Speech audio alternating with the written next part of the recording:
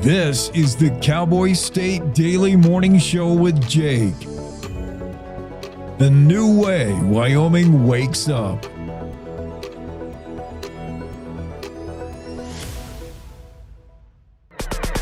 It's time to take a look at what's happening around Wyoming. From the Cowboy State Daily News Center, I'm Mac Watson. Noting the Trump administration backed his decision, Governor Mark Gordon on Tuesday vetoed the Second Amendment Protection Act. Cowboy State Daily's Claire McFarland reports the bill would have penalized Wyoming agencies that help with federal gun enforcement operations. Pretty much all Wyoming law enforcement and the Trump administration's acting ICE director do not like this bill. And so what local law enforcement are saying is they could be caught in the crossfire of vague remedies, whereas the gun lobby is saying this is making sure that local law enforcement stands against federal law enforcement when it comes to an issue of our gun rights. Gordon had a letter from the acting director of ICE saying this could chill other lawful operations and collaborations between state and federal law enforcement.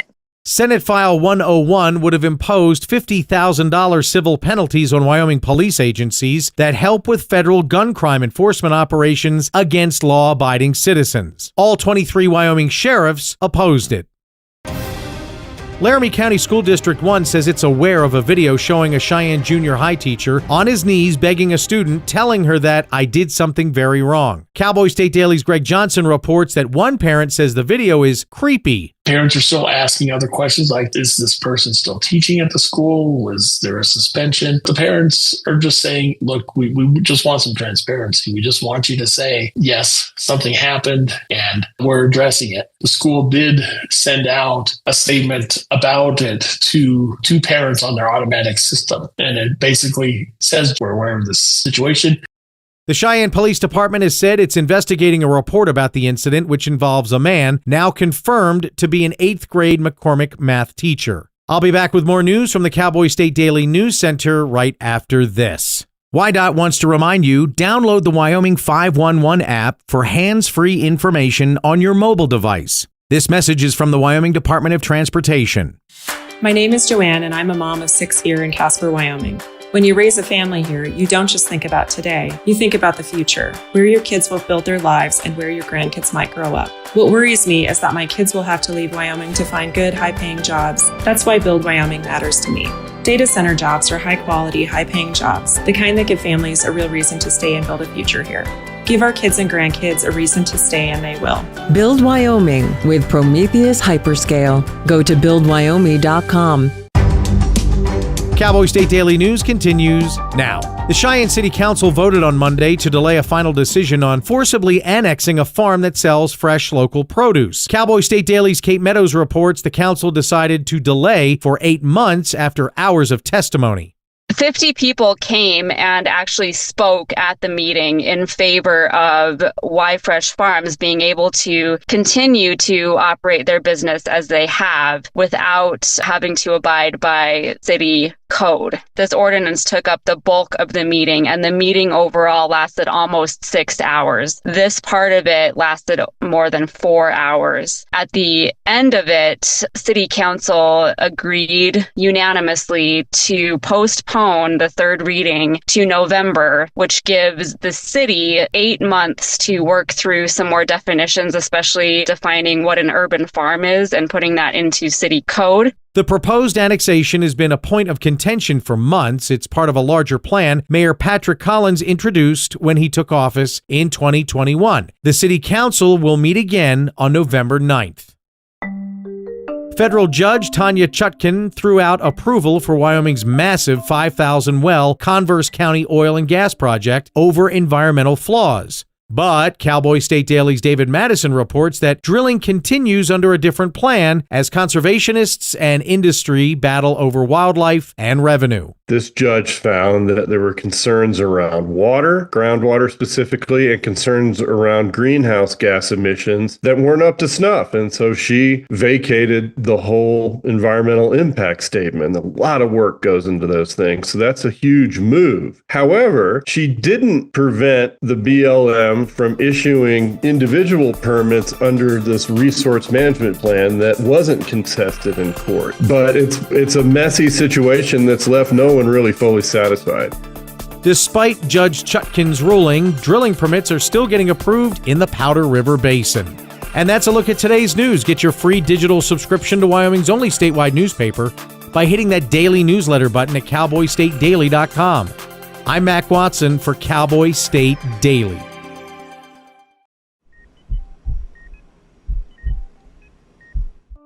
I had a pretty normal mom life. Everything was pretty good, and it was a very happy life. And we just had a new baby.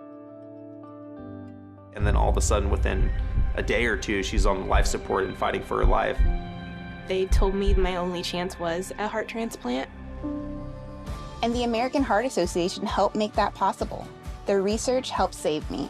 The American Heart Association funds research that leads to medical breakthroughs, trains people in CPR, and certifies hospitals to provide the best care for people who've had a heart attack or stroke. I am very thankful for the American Heart Association. One simple act today can save your life or the life of a loved one. Heart disease is the #1 killer in America. To learn more about how the American Heart Association is saving lives, go to helpheart.org.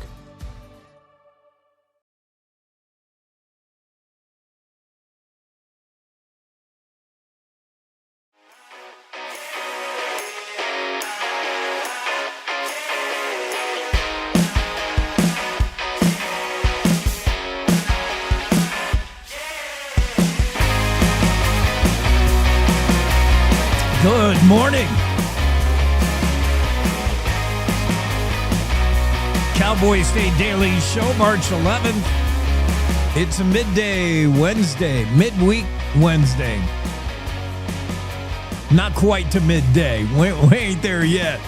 We're getting there, though. I'll help you work through the morning. With a jam-packed schedule, Tristin Wiggins is going to be with us. Tristin is part owner of the Matiti Meat Company. He's a Meteetse butcher. These are the kind of high-profile guests we have on the show regularly. I'm not kidding.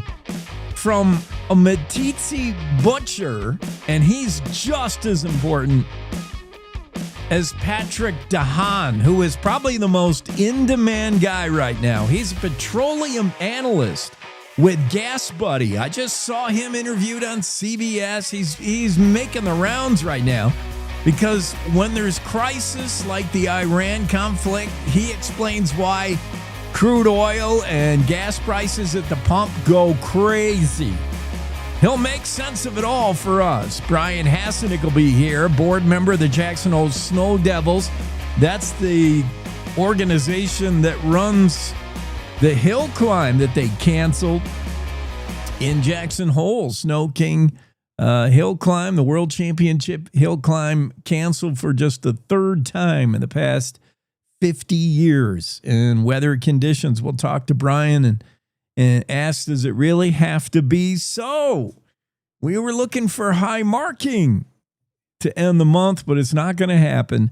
Representative JR Riggins will be on. He'll talk in particular about SAPA, the Second Amendment Protection Act that the governor just vetoed, by the way, not long ago.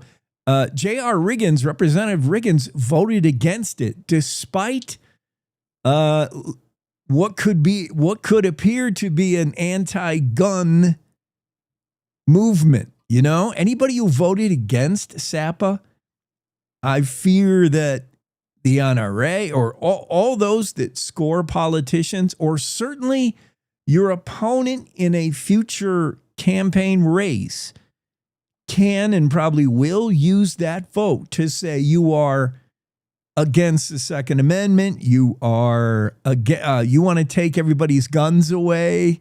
It's really tricky. And the less you know, the worse a voter you are. Claire McFarland will be here for our weekly visit with her.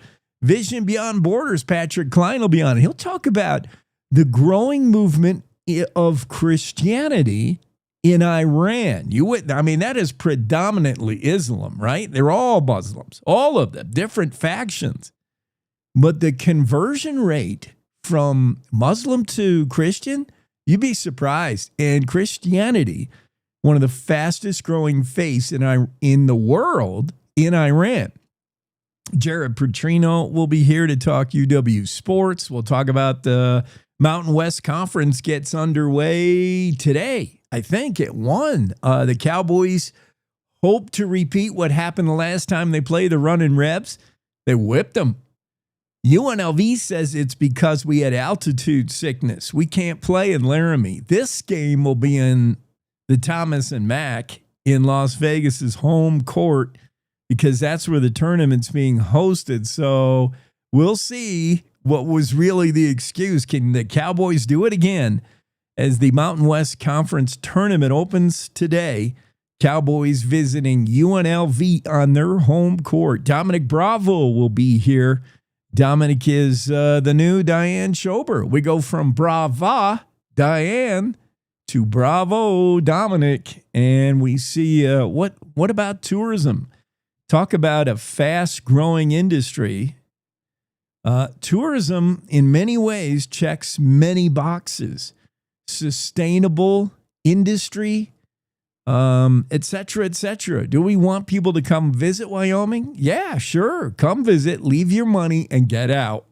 That's super sustainable. You have to worry about saturation points and max holding capacity. But tourism in Wyoming, I mean, where's the downside? Again, it can be too much. But I think maybe if you funnel people towards some other destinations, we'll see what Dominic thinks about it. But to call it a second industry or some lesser kind of economic industry, Dominic bristles at that. He takes exception. He said tourism is a big moneymaker for the state, and it's just getting bigger. Don Day, Don, the day weather forecast. Let me hit that for you. Don will be on next hour, of course. And he's going to talk about what is setting up as March Mayhem. This is a week of yo-yoing extremes, weather all over the place for the next week in Wyoming, including triple-digit winds in some places. Yowza. Casper, sunny, breezy today, 46, 47 in Lander with sunshine. Evanston, sunny, 41. Rock Springs, plenty of sun, breezy, 44. Pinedale, sunny, breezy, 36 today. Afton, mostly sunny with highs in the upper 30s. DuBois, sunny, windy, 36. Jackson, sunny, breezy with the highs 38. Thermopolis, sunshine, breeze, highs in the upper 40s. Cody, mostly sunny, breezy, 43. Just about everybody, I think, is going to feel wind. Sunny in Buffalo, 41. Wind gusts, yeah, a few. Winter weather advisory in Sheridan for the day. Mostly sunny, 44, but you could see some winter. And that winter will be in Sheridan, all the way down south to Story, and then kind of stops at Buffalo. That's the holding point. That's the line. Gillette, sunny, 42 with wind gusts. Newcastle, sunny, 41, windy, sunny, and 50 in Torrington. Wind blowing pretty good there, too. Sunny, breezy in Lusk with highs 42.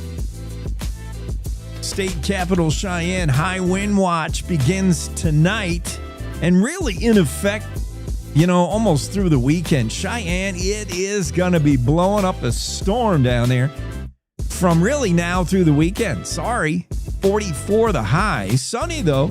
High wind watch in Laramie as well, starting at midnight tonight. 39 the high, and that's about what the wind gusts are, too. High wind watch in Rawlins begins at midnight tonight. Sunny, windy, highs near 40. So you get the theme today, kind of a reprieve from snow, and we got significant snow here in Jackson. How did y'all do? I heard, some people got a dusting, an inch or two. We got more than I thought we were going to get in Jackson. At least, I measure it by the front porch. I had to shovel it 3 times yesterday, probably a total of 6 inches, at least. good shot of snow. Where has it been all winter? I don't know. But saw winter arrive yesterday with overnight lows in the teens, and today kind of starting out as wintry.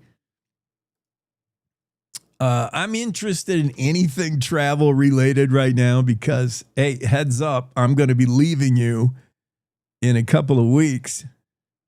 I'm looking to get out of here and hand the seat over to Jeff Rickett, our weekend guy. That'll be at the end of the month and through the first week of April. But hopefully by then, the Senate, Congress gets a budget finalized that includes paying TSA agents. Because right now, the DHS, Department of Homeland Security shutdown, has forced TSA to cut back on staffing, ask folks to come in working double shifts. And again, none of them, from what I understand, being paid. With the shutdown, massive delays. Travelers are being, well, now is this sensationalism in news? Maybe a little bit. After all, I did see a story about whether it's safe to visit Dubai right now.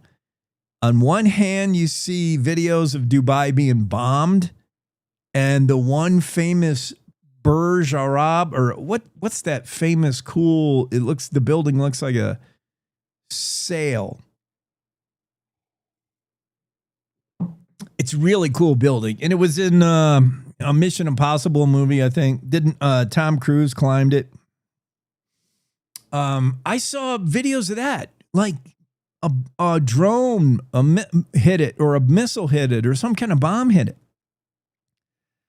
And it looked like and you want to see some fantastic architecture, man. Dubai is an incredible city. Dubai is equivalent to Las Vegas. What Las Vegas is to the U.S., Dubai is to the world. It's a city that exists solely for showing off. It's a city that's solely glitter in the desert for international travelers. It has over it a cloud of, maybe not a cloud's a bad word, but it does have arching over it in a much less palpable way, Arabic influences. It is certainly of the faith. It is Islam, and it is an Arab nation. But for the most part, a blind eye is turned to American Yahooism, or it's just a weird city. You can do certain things in Dubai that you'd never think you'd be able to do in a nation where they wear robes and turbans and get down on their knees like twice a day to bow to Mecca. Like when you go to those nations where in your mind they chop off heads with long swords for like anything, any violation. Yet in Dubai, so many things are permissible because they want tourism money. And that's sustainable in Dubai. Dubai is also pretty flashy for an Arab nation and an Arab country, the United Arab Emirates, Dubai, some of the world's finest architecture. If you're an architect that thinks outside the box, wants to design like a crazy skyscraper, you're going to do it in Dubai.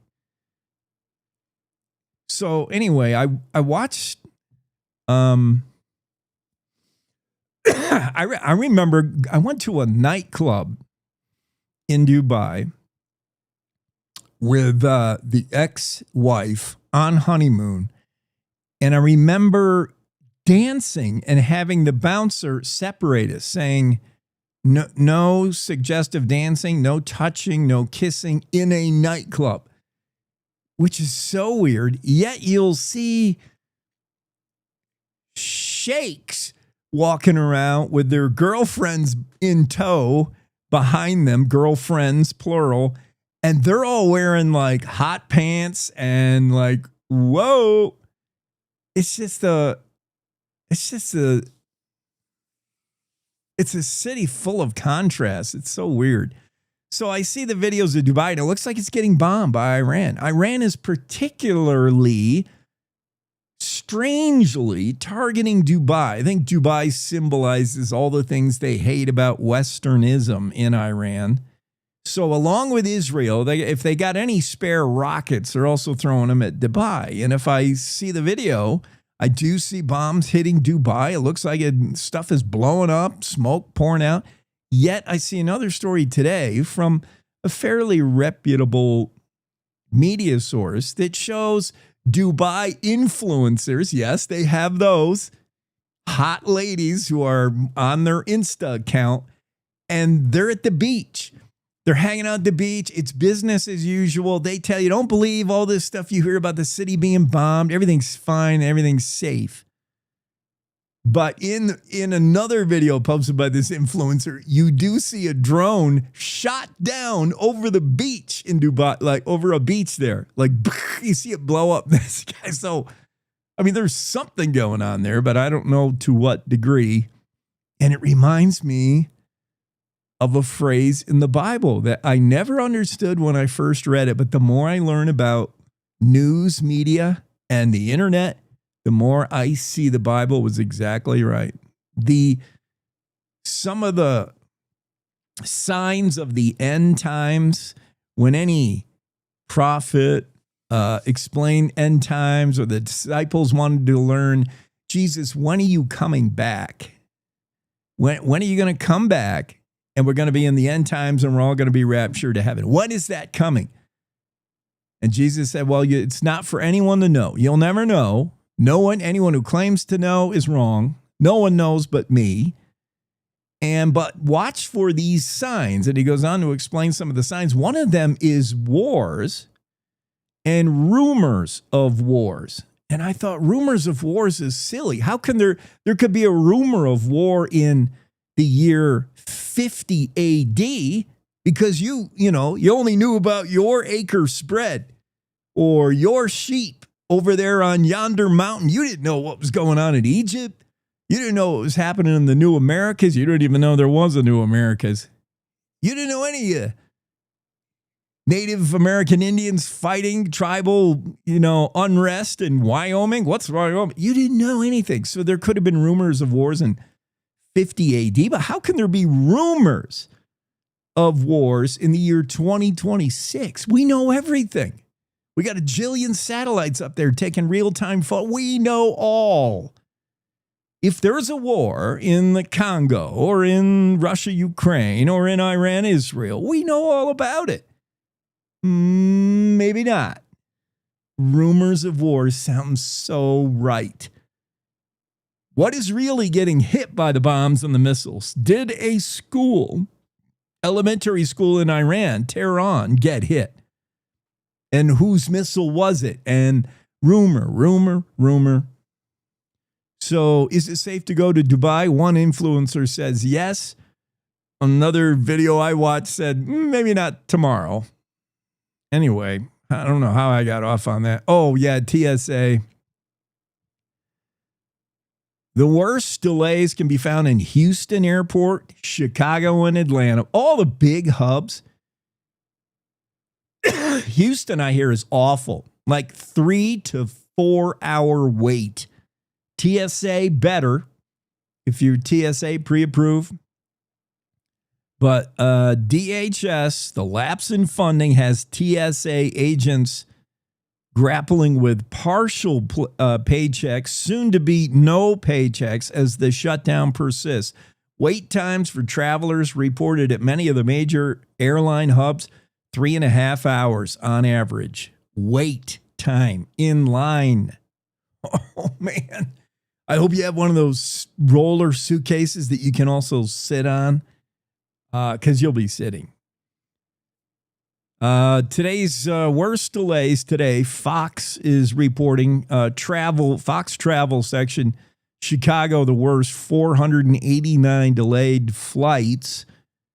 Worst cancellations, Washington, D.C., with 153 canceled flights. Chicago, Atlanta, Houston, also airports that you're expected to wait wait. TSA disruptions at the airport just in time for spring break, in case you were thinking about getting anywhere. Let's take a quick break, and we'll come back with our first guest of the morning.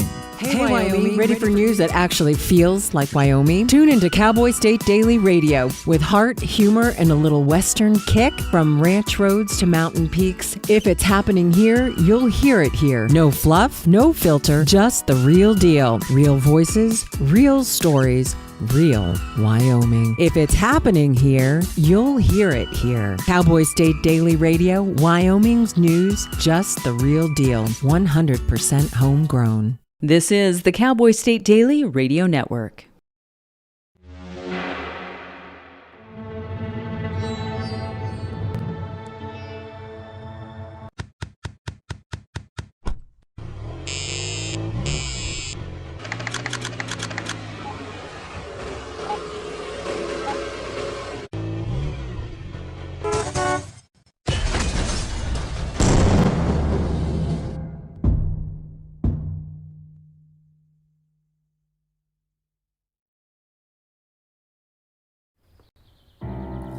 Hi. I'm your retirement fear. But don't be scared. You're still in pre-retirement. Does that mean I have more time to plan? Precisely. Here, this is pretirement.org. Retirement savings options? Potential tax breaks? Ooh. This isn't scary. I'm doing it. You got this. Visit thisispretirement.org for free resources to help you customize your action plan. So as a technical sergeant, E6. I served in Vietnam in 1969. I am a U.S. Army veteran. Have you ever helped a fellow veteran? Of course. Yes. Try to always be there for each other. I do my best reaching out to my brothers and sisters in arms. Have you ever asked for help yourself? It's always tough, right? I can't say that I have. I mean, If you don't have someone to kind of help you guide those thoughts, it can be really bad. eventually, you just can't deal with it on your own. I guess it's a part of the military too, right? Service before self. It was drilled in, service before self. And you start to question, maybe people would be better off without me, When you realize that you're not alone, once you take that first step, there's so much support.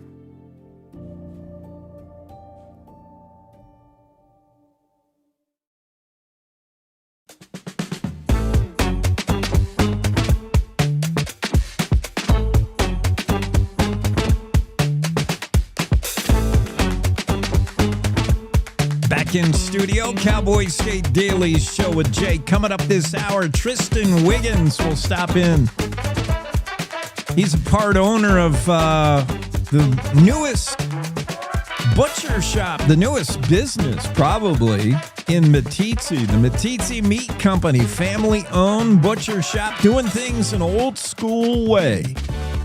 Highlighted by the Jackie Dorothy story. We talked to Jackie yesterday about this family that is launched what is quickly becoming a super popular agro, what do they call it when people want a face on their food today. So much of that movement. We see it with the Y Fresh Farms in Cheyenne and the rally to come to the defense of the farm that's in danger of being swallowed by the city. And this whole agro-tourism, a growing industry, and this whole notion that people like a face behind their food. They want to know where their food comes from. They want to know the people who help prepare their food. And that fits right into the business model of Matiti Meat Company. They launched in August. Not that long. And we'll catch up with Tristin and ask how it's going. Hi, Rob. Rob's up early this morning. Stories that we're covering in the Cowboy State Daily today. Gordon vetoes Second Amendment Protection Act, SAPA. We're going to be talking about that, particularly with one House rep that voted nay, not pass. That got through the Senate pretty easily. And it went through the House fairly easily with most of the Freedom Caucus behind it with some defections. And one of them was JR Riggins. And if you wanted to paint Representative Riggins' vote, for instance, as anti-gun, it could be very easily to do that. And Riggins is anything but. He's a super conservative Republican. He doesn't want to take your firearms. He's not anti-gun. But this bill will tell you why it appears that if you were to vote no on this act, on this bill, you could be painted anti-gun. The NRA could give you a 1-star rating, etc. Even though all 23 Wyoming sheriffs hated this bill, condemned it, ICE hated it, it would help. The bill would penalize Wyoming agencies that assist federal gun enforcement operations. This stems directly, I think, from an actual incident in Wyoming. And I think there was more than one. I can ask JR, we'll see. But it was a case where the feds were looking to take somebody's guns and they asked the local sheriff to help.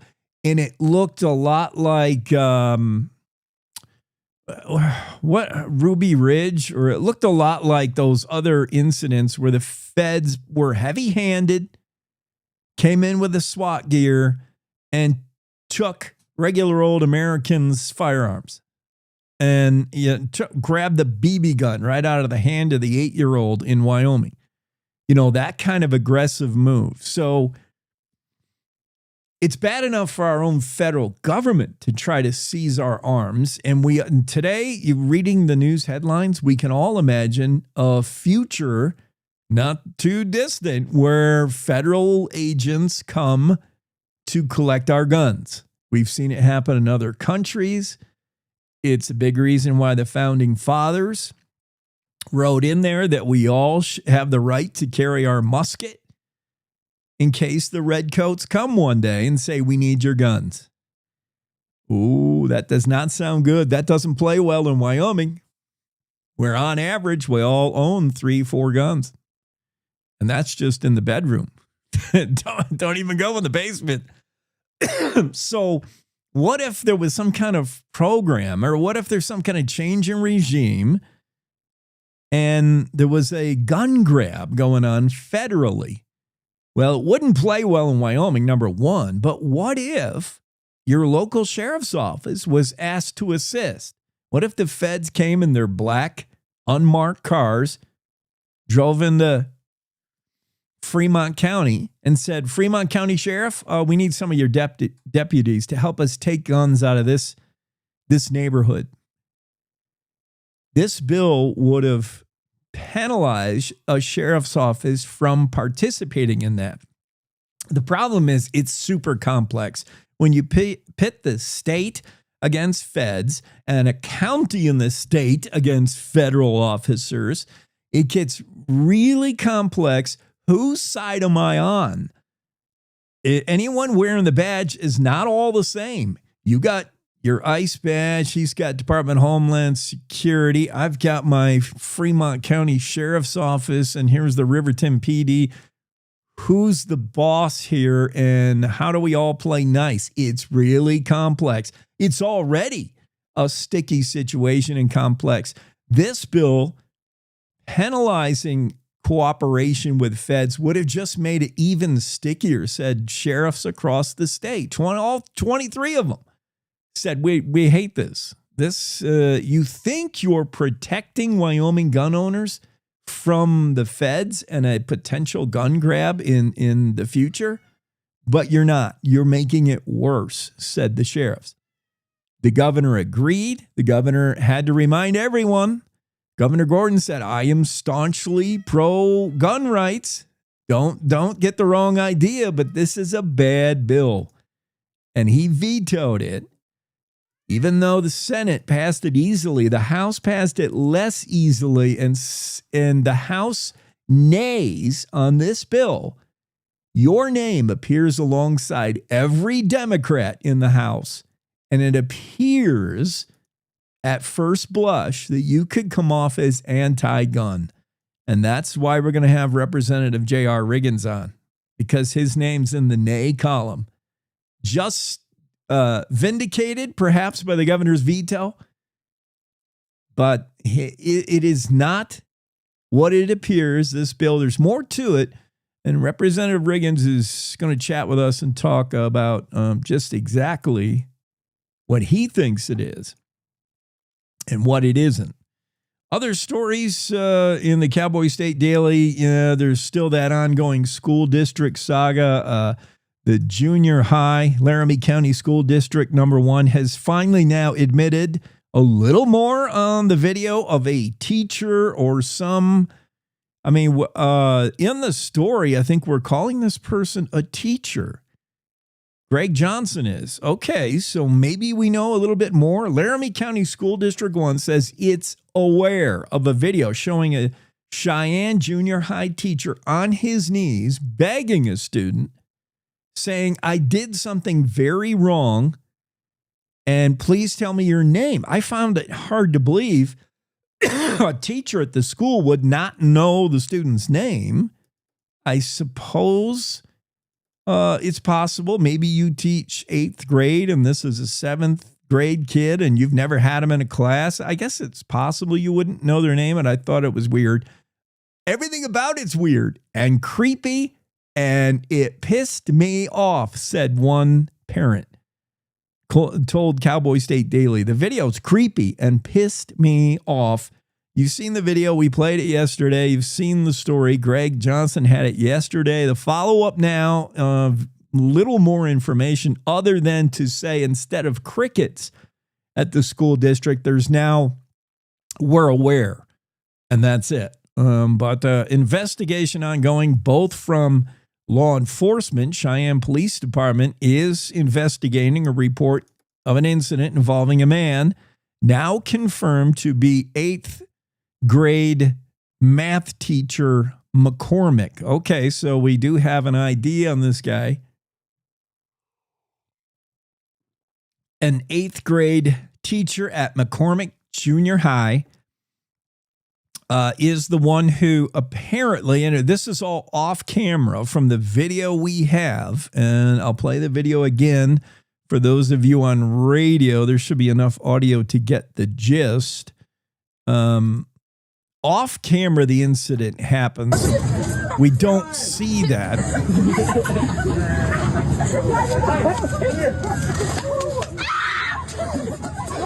You hear a kid scream, and then you see some students' reaction. Whoa. Don't touch me. The teacher apparently grabbed the shoulder of one of the students. Now the camera zooms in, and we see the teacher. Yeah, that is. I'm bleeding because of you. Can I please have your name? No. Because I owe you for No, I know. Look what you did. I know. I'm bleeding. Can I please? No. No, so listen. I'm on my knees right now. Yeah.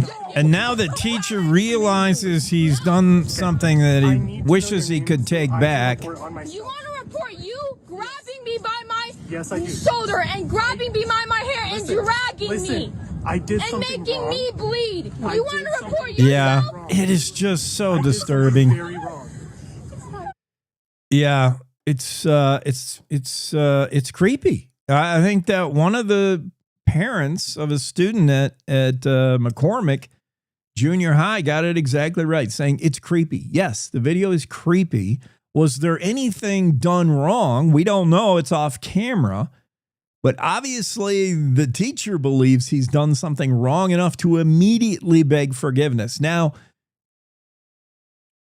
that part of it, I guess, is somewhat redeeming. I mean, look, we're all failable. We all sometimes hit a boiling point. Parents, you can't tell me your teenage daughter hasn't driven you to a point where you wanted to put hands on her.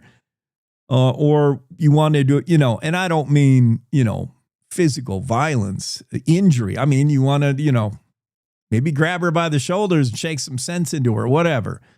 However you parent, that's up to you to a degree. But we've all hit a boiling point with our fellow man. And top of the list, near the top of the list in vexing and pushing you to your limit and knowing your buttons is certainly a teenage girl. So I could see where maybe, although you would hope that school staff, anybody who comes in contact with your kids, with our students, is above reproach. I mean, we are trusting our kids with you. Other than the sanctity of the home, the school is the second place where we have a reasonable expectation our kids are going to be safe from a mass shooting, from a bad actor, and from our own teachers and staff. That's the very least. So, yeah, whatever was done, was it wrong? That's up to the cops to find out and the school district to tell us what was done. What was the altercation? Because now we know there was one. And without the video, the question that nags at everybody's mind is, without this video, did it ever happen? If a school district makes no comment, if the principal of this school says no comment and has made no acknowledgement of the incident, no emails to parents, no getting in front of it, no outward press release, nothing, no word from the school's top head, the principal, then if there was no video and no word, did this even happen? What would have to make it happen? Would that student have to go to a counselor and complain, or run it up the school flag post where they have to come home and tell their parents? The parents would have to make phone calls, go to a school board meeting and say, what the heck? I mean, without word from the school district, in the back of everyone's mind, I think, is the fear that this didn't happen without the video, because the school is taking a stance like this didn't happen. Although now the Greg Johnson story is something happened. So yeah, we know this is a math teacher and we know something happened, but little more. Every morning, America wakes up to reheated outrage and copy-paste commentary. Yeah, I don't follow talking points. I follow common sense. If that hits a nerve, good. It means you're still alive. No spin, no fluff, no kumbaya, just Jake. Serving up truth, sarcasm, and grit. Stirred by hand and seasoned with reality. I don't yell, I don't pander. I just call it like I see it, and trust me, there's plenty to call. From the capital to the county fair, if it's worth talking about in Wyoming, Jake's already on it. No permission needed, no script required. The West was built by people who spoke their minds and stood their ground. I'm just making sure we don't forget how. The Jake Show, weekdays on cowboystatedaily.com and wherever bold voices still have a mic. No apologies, no filter, no bull. You're listening to the Cowboy State Daily Radio Network. When it comes to making plans, you are the best. Those 9 months were also 273 days of planning. What about your daughter's first costume party? It was out of this world. And let's not forget those barbecues you plan in detail for your family and your more vegetarian by the day best friends. That surprise party for your parents' golden anniversary? You get the golden planning. The same way you plan each detail for those moments, start planning to protect you and your loved ones from a natural disaster. Sign up for local weather and emergency alerts. Prepare an emergency kit and make a family communications plan. Protecting your family is the best plan you can make. Did you hear? Todd's in the hospital. Who's Todd? He got a collapsed lung from vaping. He thought it was cool. Not cool. Promise you won't vape, Emma. It can lead to a lifelong addiction, and we can't be friends if your lungs collapse. Bogus. Wacky sitcom teens aren't the best people to talk to your kid about vaping. Hey, you got a minute? You are. Start the conversation with your child about vaping today. When the uniform comes off, the battle doesn't always end. Too many of our veterans are fighting silent wars with trauma, with loss, with hopelessness. Downrange Warriors stands in that gap, offering peer support, purpose, and a brotherhood that saves lives. You can help. Visit downrangewarriors.org because no warrior should ever walk alone. Hope is waiting. Be the reason they find it.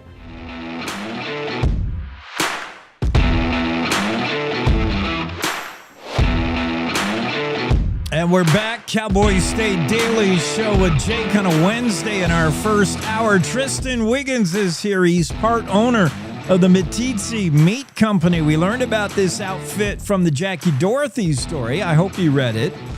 They started up operation in August of 2025, a family-owned business doing domestic and wild game.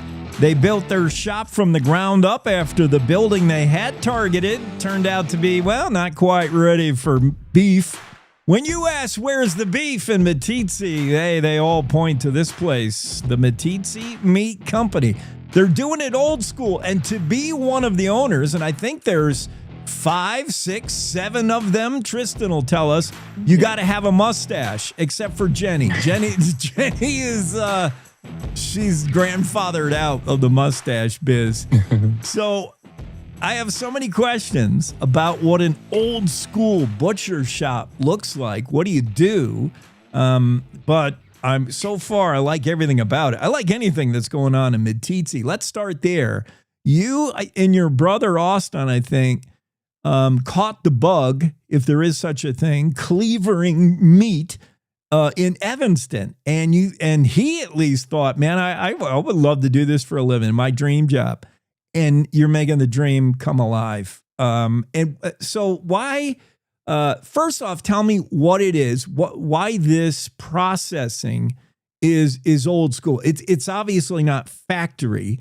I mean, it's home. It's right here. We can see it. We know where the meat comes from. We know what it went through, but it's hard work. So what is a local micro butcher shop like this? What is it?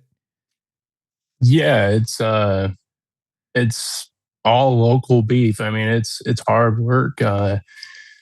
It's something not everybody's willing to put in the work for. And yeah, I mean, it's yeah. You and your brother, this is Tristin Wiggins, by the way, Austin Wiggins, Trent and Jenny also involved. How many total owners are there, and how do you all get along? How'd you all get together? Yeah, so there is 6 of us. There's 4 of us that are full-time as far as on the cutting floor. That is Trent, Jenny, my brother, and myself. And then there's my grandparents that have been a big role in this, and they're still active, and they come in and help when they can, and we appreciate everything that they do. And just, yeah, I mean, what was the rest of your question? Sorry. Let's start with the difference now between domestic processing and wild game. You know, many hunters, you know, we harvest our elk or whatever, and some of us know how to field dress it. Some of us know how to cut out back straps or do some things, but many of us got to send it along to the processor, and there's very few of them anymore. My goodness, they're all going away. And you are one of those guys. Like you're someone who we would have sent that to. But this is like times 10 what you're doing now. You had to learn actually how to do a domestic cow. Like a domestic animal is different. So how did you learn that? What is the difference between, if I send you my mule deer and say, get me some ground beef, give me some whatever, loins, and then processing a cow? Yeah, I mean, it's honestly completely different other than, like, I guess, the ground beef and sausage side of things, but like just the different cuts within the beef and the pork and all that. I mean, a lot of it is bone in saw work. With wild game, you don't really have that saw work. But just learning the different cuts within the primals and the subprimals of the domestic animals, and just how they each work. With wild game, most of it you're deboning it and then breaking it down into those little small muscle groups. And also with domestic animals, I mean, they hang for a couple weeks usually, and so it's just a completely different feel as far as how to break down a wild game compared to domestic. Yeah. Yeah. Tell me how it all came together. I'm reading the story from Jackie, and it seems like you and Austin are brothers. You grew up in the Evanston area. Austin was doing this in Evanston. And then how did you get the notion that you'd partner with Trent and Jenny and you'd form some kind of ownership? Like, who was like really spearheaded the idea, and who maybe said that's a crazy idea? Like, who said let's look for a place to set up a butcher shop, man, and do old school processing? Yeah, so all of us are actually from Evanston. We had my grandparents that are here now that were in partnership with, owned a meat shop there. It was a wild game shop in Evanston called Fraught and Meat Company, and so we were all very familiar with that side of things on the wild game side, and just so many great memories and working together, and we really enjoyed that. Well, unfortunately, we all got out of that and we all went our separate ways, and my brother and I ended up going to Texas to work in the oil industry for around a decade. And after that, he ended up wanting to get out of that, and he just had the idea of possibly starting up a domestic shop up here in Wyoming. And my grandparents were up here in Meteetse already, retiring, so the opportunity came up, and it just all worked out. And and we all ended up leaving our full-time jobs and agreeing to this. And man, it was a lot of blood, sweat, and tears over all this. So yeah, talk about the location. I see in the story that it was important to be kind of centrally localized, and for all processing, even on a large scale, you got to be where ag is going on. You got to be where the ranches are. You got to be where the beef is coming from off the hoof. So Meteetse kind of checks all the boxes. It's right there central. It's a great little town. Yeah. Yeah, for sure. It's definitely a great little town. I mean, we have Highway 120 that goes through our little town, and it's honestly busy. I mean, even in the wintertime, we get pretty good amount of traffic, but also the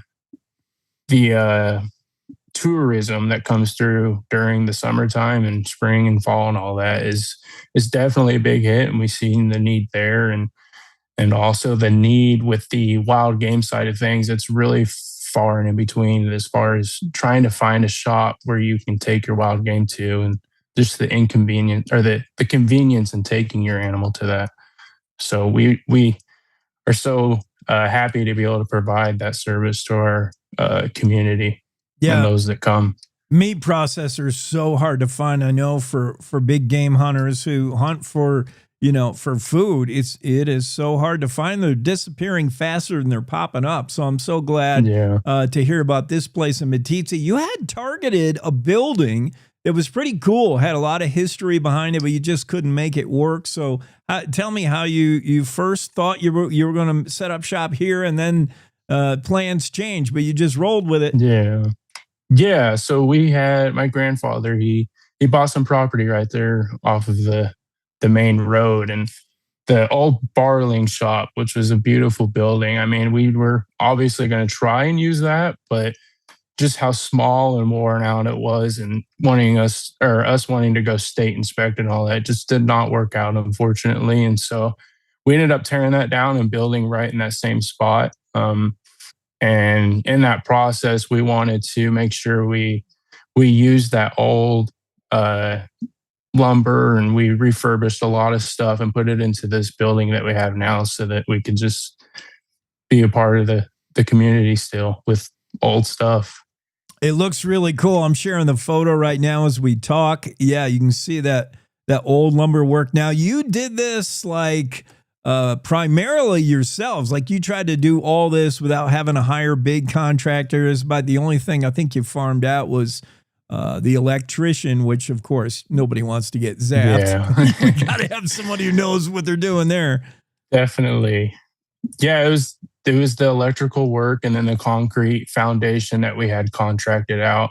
And then like the insulation and the bay doors, and then what our coolers and stuff like that. That was about all we had contracted out. And then everything else was built within a couple of years by my grandfather, his brothers, and then Trent, myself, Jenny, and Austin.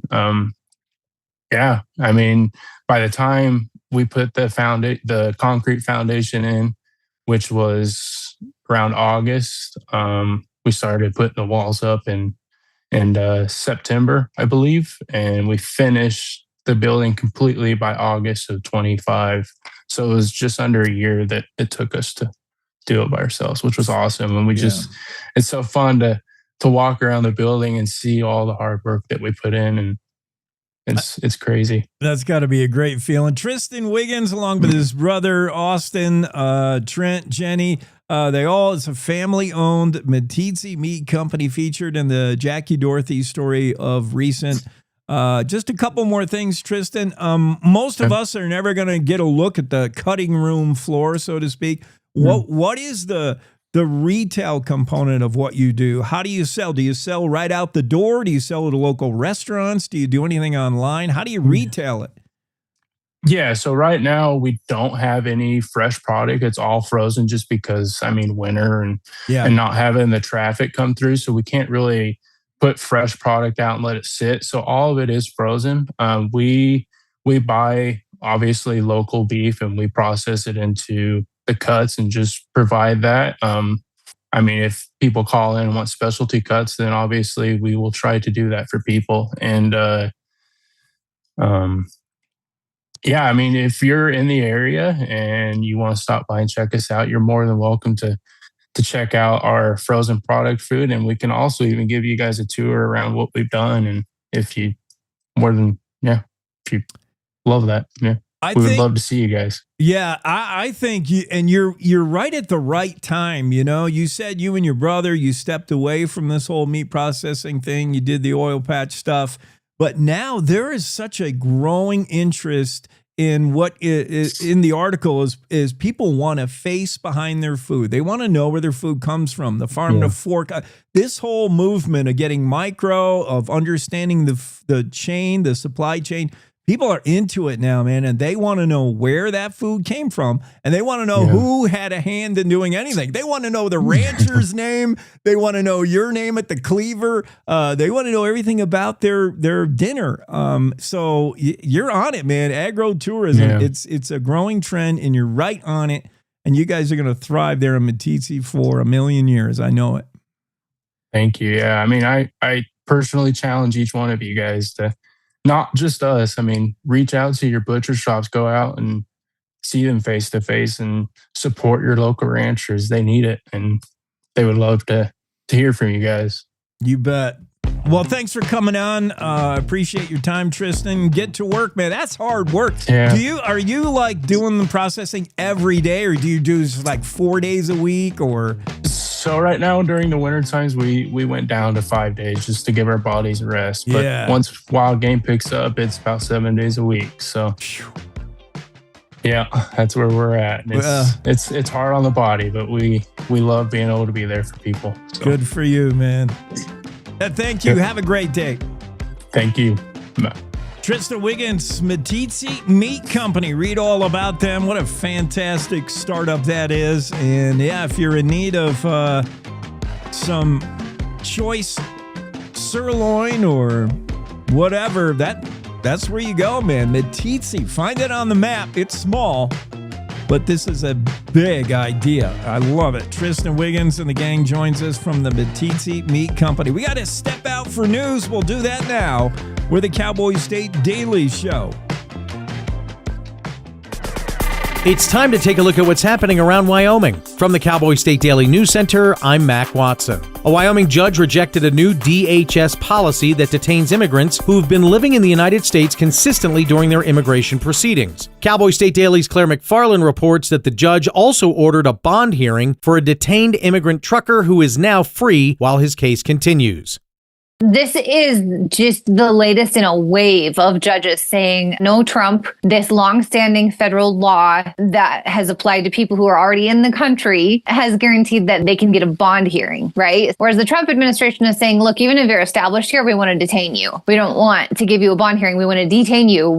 This was not Judge Skavdal's first time adhering to the older reading of the federal immigration law. Back in November, he ruled that an illegal immigrant who's been living in the United States for 20 years doesn't fall under the detention mandate the federal government historically applied to people who just arrived into the country. The Laramie County Sheriff's Office says a teen is in custody after a 41-year-old woman was shot in the back of her head on Friday. Cowboy State Daily's Greg Johnson reports that the woman was life-flighted to a Colorado hospital where she died.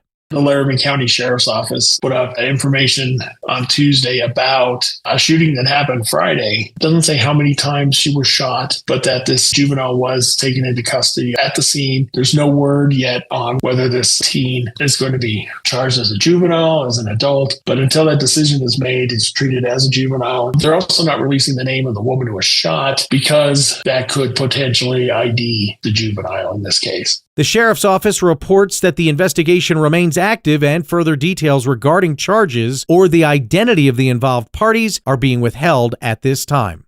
I'll be back with more news from the Cowboy State Daily News Center right after this. This winter driving safety tip from WYDOT reminds you don't crowd the plow. WYDOT's plow drivers work hard every winter to make sure travelers can safely reach their destination. When you come up on a plow, slow down. Give them space. Only pass when it's safe to do so. This has been a winter safety driving tip from the Wyoming Department of Transportation. My name is Joanne, and I'm a mom of 6 here in Casper, Wyoming. When you raise a family here, you don't just think about today, you think about the future, where your kids will build their lives and where your grandkids might grow up. What worries me is that my kids will have to leave Wyoming to find good, high-paying jobs. That's why Build Wyoming matters to me.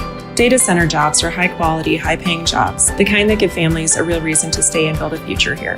Give our kids and grandkids a reason to stay, and they will. Build Wyoming with Prometheus Hyperscale. Go to buildwyoming.com.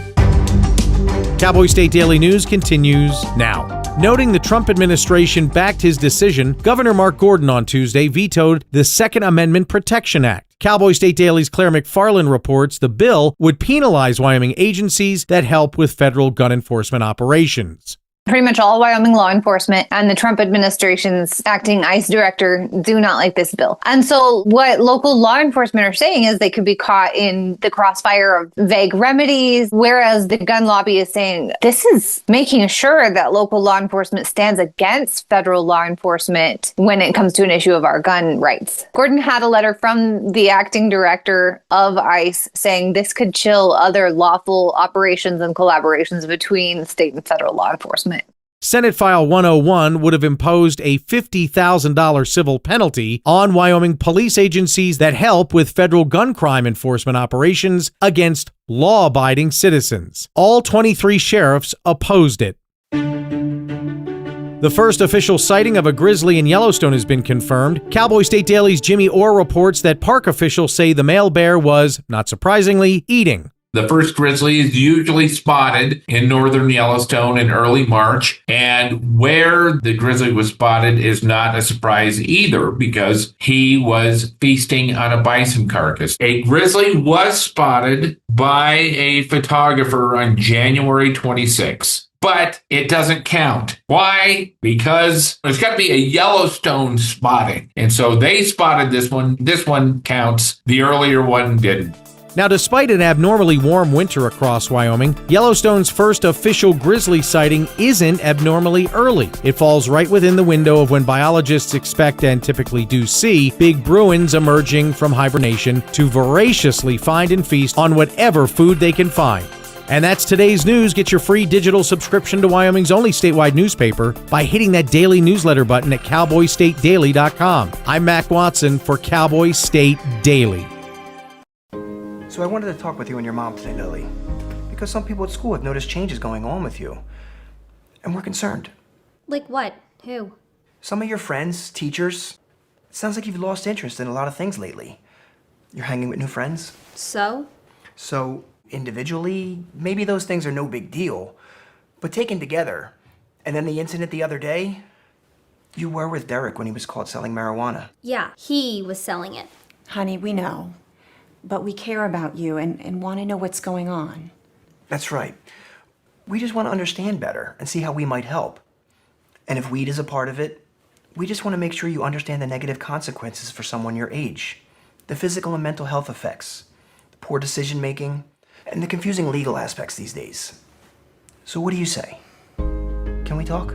For more information about talking with your kids about underage use of alcohol and other drugs, visit underagedrinking.samhsa.gov.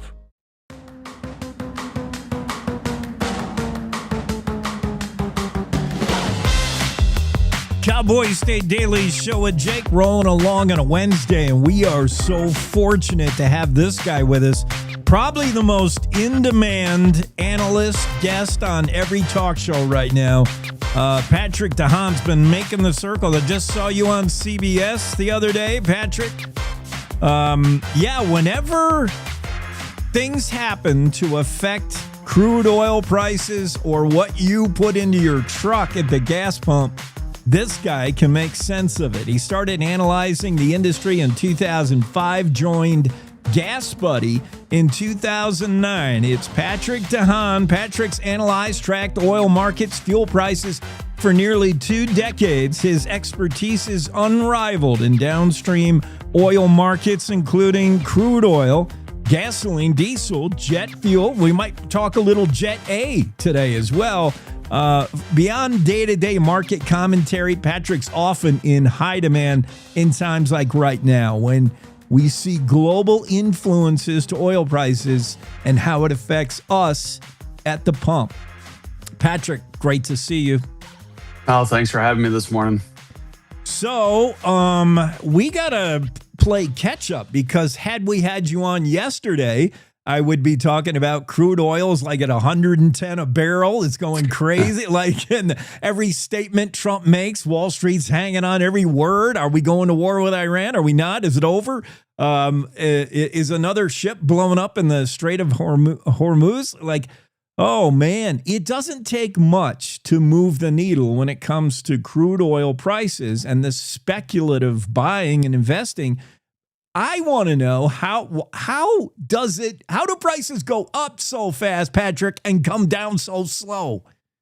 Well, and you and I see they go up so fast. They go up even faster for gas stations. That's why they come down slow because, stations are buying at an elevated price that they can't necessarily fully pass along all at once because competition may not have bought new gasoline. So they have to hold a little bit lower. They have to raise every few days.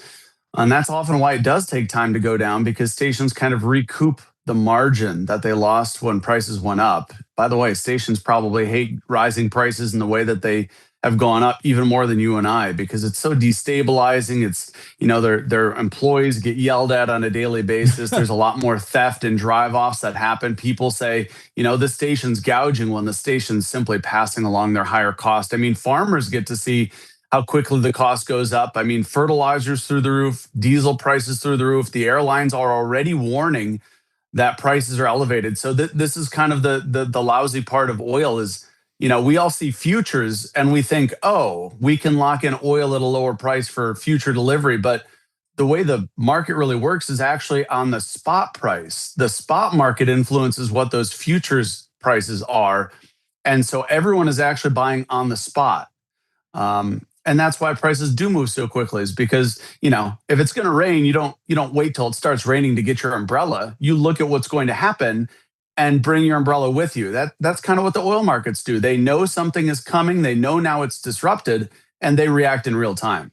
Any disruption to the pipeline, any disruption to the whole process of getting crude oil out of the ground and getting it into a truck, into a jet airplane, or whatever it's going to be used for in the end game, is going to mess with prices, whether it's a hurricane in the Gulf or this. How does this compare, Patrick, this Iranian conflict, which, how much oil do we get from Iran? I don't think any, but we do get from Iraq and Saudi Arabia, and that's all got to come through that strait. How much is this really like, oh, yeah, I could have expected it would impact prices, rather, other than a hurricane that wipes out Galveston, Texas? I mean, on a scale of things, this is pretty major. This is huge, right? Oh, it really is. And we don't get oil from Iran. Of course, it's been heavily sanctioned by the United States for years, but China does. And the problem here is not who we buy oil from. It's that if China no longer can get oil from Iran, or if other countries can't get oil from the Strait of Hormuz, guess whose doors they're going to knock on? The same customers, the same countries that produce oil for the United States. And that's why we're all very tied together. It's kind of like an eBay auction, a big one. And all of a sudden there's much less available quantity and everyone's just bidding up the price. And that's what's happening in real time. To your point, China is the primary beneficiary. And by the way, that's why China is now throttling back its own refineries, because it's worried about, they're going into protection mode. They're worried about not having enough oil because the Strait of Hormuz. And to your point, Iran's oil is not really the story here that's moving the market. It's the Strait of Hormuz. 20 million barrels of oil flow through it. And to your point, the West Coast does get a little bit of oil from the Middle East. And now countries like Iraq, Saudi Arabia, Kuwait, they're having to throttle back oil production because there's simply nowhere to put it. So you really can't underestimate. This is a giant hose, kind of think it as a giant garden hose, and it just got kinked completely. Yeah. Right? Nothing is flowing through the strait. Nobody has confidence. The president has said escorts, will help on insurance. But, who wants to take that chance still? Because now Iran has been laying mines yesterday. Who wants to risk $250 million in cargo to try and travel through? Yeah. I see. So that's not the only garden hose. We produce oil domestically. We just found a new source in Venezuela. We just reached in there and grabbed their oil. Isn't that helping easing the pain? Or explain how globally oil production isn't necessarily, we don't take it out of the ground in Wyoming and then put it in the pump at the gas station in Jackson Hole. Like, it's a whole global market. Well, and it moves so slowly because here's the problem with Venezuela. It sounds terrific. A lot of the Maduro loyalists are still there. But as the president now pointed out, now that maybe the West is maybe thinking about going into Venezuela, well, look at what ExxonMobil said. It's still uninvestable. And guess what? Even if we invest in Venezuela, it still takes an incredible amount of time to build the infrastructure, to shore up their electricity. Their grid is in disrepair under years of mismanagement and corruption. So Venezuela has huge potential for 5 years down the road if they choose that path. But the investments haven't even really started flowing into Venezuela. I mean, that's a long trajectory. Oil markets move inherently at turtle pace. We'd love to think that we could open this magical spigot, but we've got to build the spigot. We got to drill the spigot. Then we got to build the pipelines. Then we got to build the terminals that build the infrastructure to get to the United States. And all that takes a lot of time. Yeah, I did hear that the build out, even in a dream scenario in Venezuela, is a decade out before we realize any true gains there. Well, a little over a week ago, we were enjoying some of the lowest fuel prices. Most Americans, certainly in Wyoming, life was good, man. I was doing $3.30 a gallon for diesel, and now I'm paying $4.30. It's like $1 on diesel for me. How has this hit Wyoming? And I think has it hit Wyoming especially harder than Texas, harder than the East Coast? I don't know, but well, actually, it's hit Texas even more than Wyoming. So what we're finding out, and the really interesting development is the Strait of Hormuz is shut down, and as I mentioned, China's throttling back its refineries. That's put a lot of pressure on diesel. Inventories of diesel have been rather low this winter, and part of that was because the incredible, 2 or 3 week period that much of the eastern half of the country saw sub-freezing temperatures, sub-zero temperatures. Heating oil and diesel are essentially the same thing.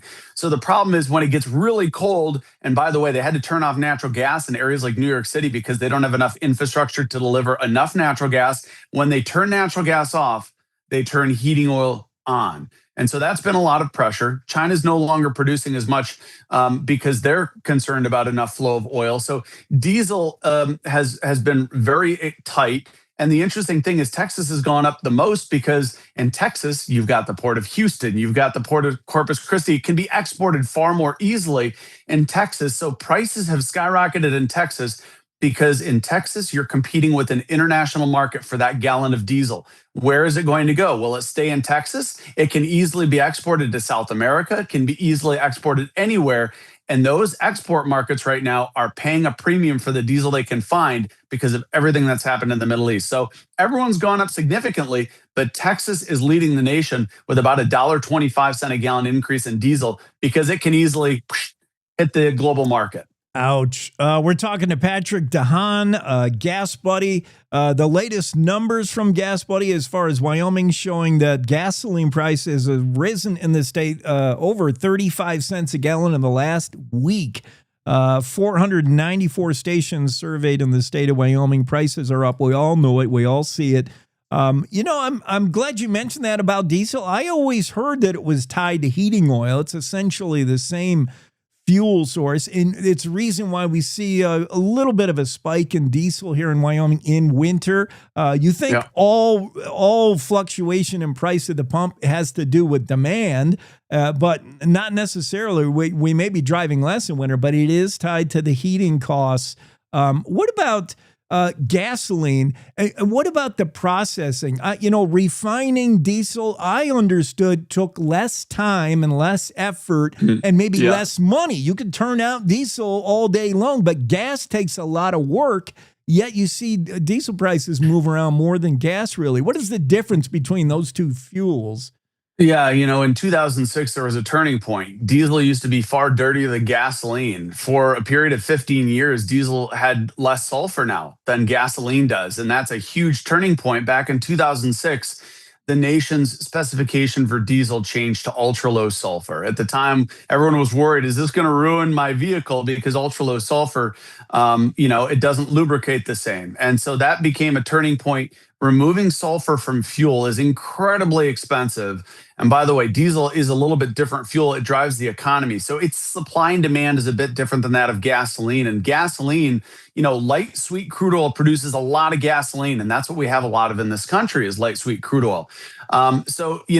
This is why Venezuela could be a turning point. There's a lot of extremely heavy oil in Venezuela. That oil will produce a lot more diesel. But diesel generally has required far more refining to do ever since that 2006 specification change that required less sulfur.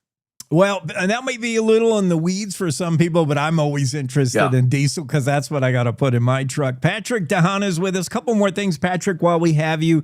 What about these oil reserves, so-called oil? Don't we have a whole mess of oil sitting around in caves in Arizona or something? If we tap the oil reserves whenever we're in trouble, is there such a thing? And could that make any kind of a difference? What does that mean, that oil reserves? There's about 400 million barrels of oil sitting down in Texas and Louisiana, as you mentioned, the nation's strategic petroleum reserve. There's talk about a coordinated global effort to release oil. But the question is it going to be enough? How quickly can they release it? Because the Strait of Hormuz, 20 million barrels a day passes through it. It's not the amount of oil that's going to be released by this coordinated effort. It's how much can they put on the market on a global basis to potentially rival, what the Strait of Hormuz carries on a daily basis. Well, a week ago, could you have predicted this kind of jump at the pump? I would not have anticipated. No, we've seen an escalation, and it's basically turned everything upside down. I don't even know what would happen in the next week, and a lot of it is just unpredictable because there's not a whole lot of clarity on what we're doing, to mitigate the risk, and that's the biggest calculus: is how can the risk be mitigated? We haven't heard much about that. We've heard about Navy escorts that haven't really materialized. And again, no ship still wants to take that risk right now. So how can we build confidence in vessels transiting the Strait of Hormuz? We're not even closer to that today, as the Iranians were putting mines in the strait yesterday. The 3 W's that drive your prices to the pump, the reason that sometimes they just leave the tall ladder there where they change the signs on the gas station, it's just sitting there because they got to change the numbers every morning. They're all W's, Wall Street. And we find that maybe war or rumors of war affect Wall Street more than weather. It all factors into the reason we're paying more. Do you see it, Patrick, easing? We talked about how fast it goes up, man. $1 in some places in a week, 30, 40 cents in a week. When can we expect it to ease? Crude oil now is down from 110 to maybe 85. Are we going to see relief at the pump? I'm seeing estimates from GasBuddy, maybe not till the end of next year.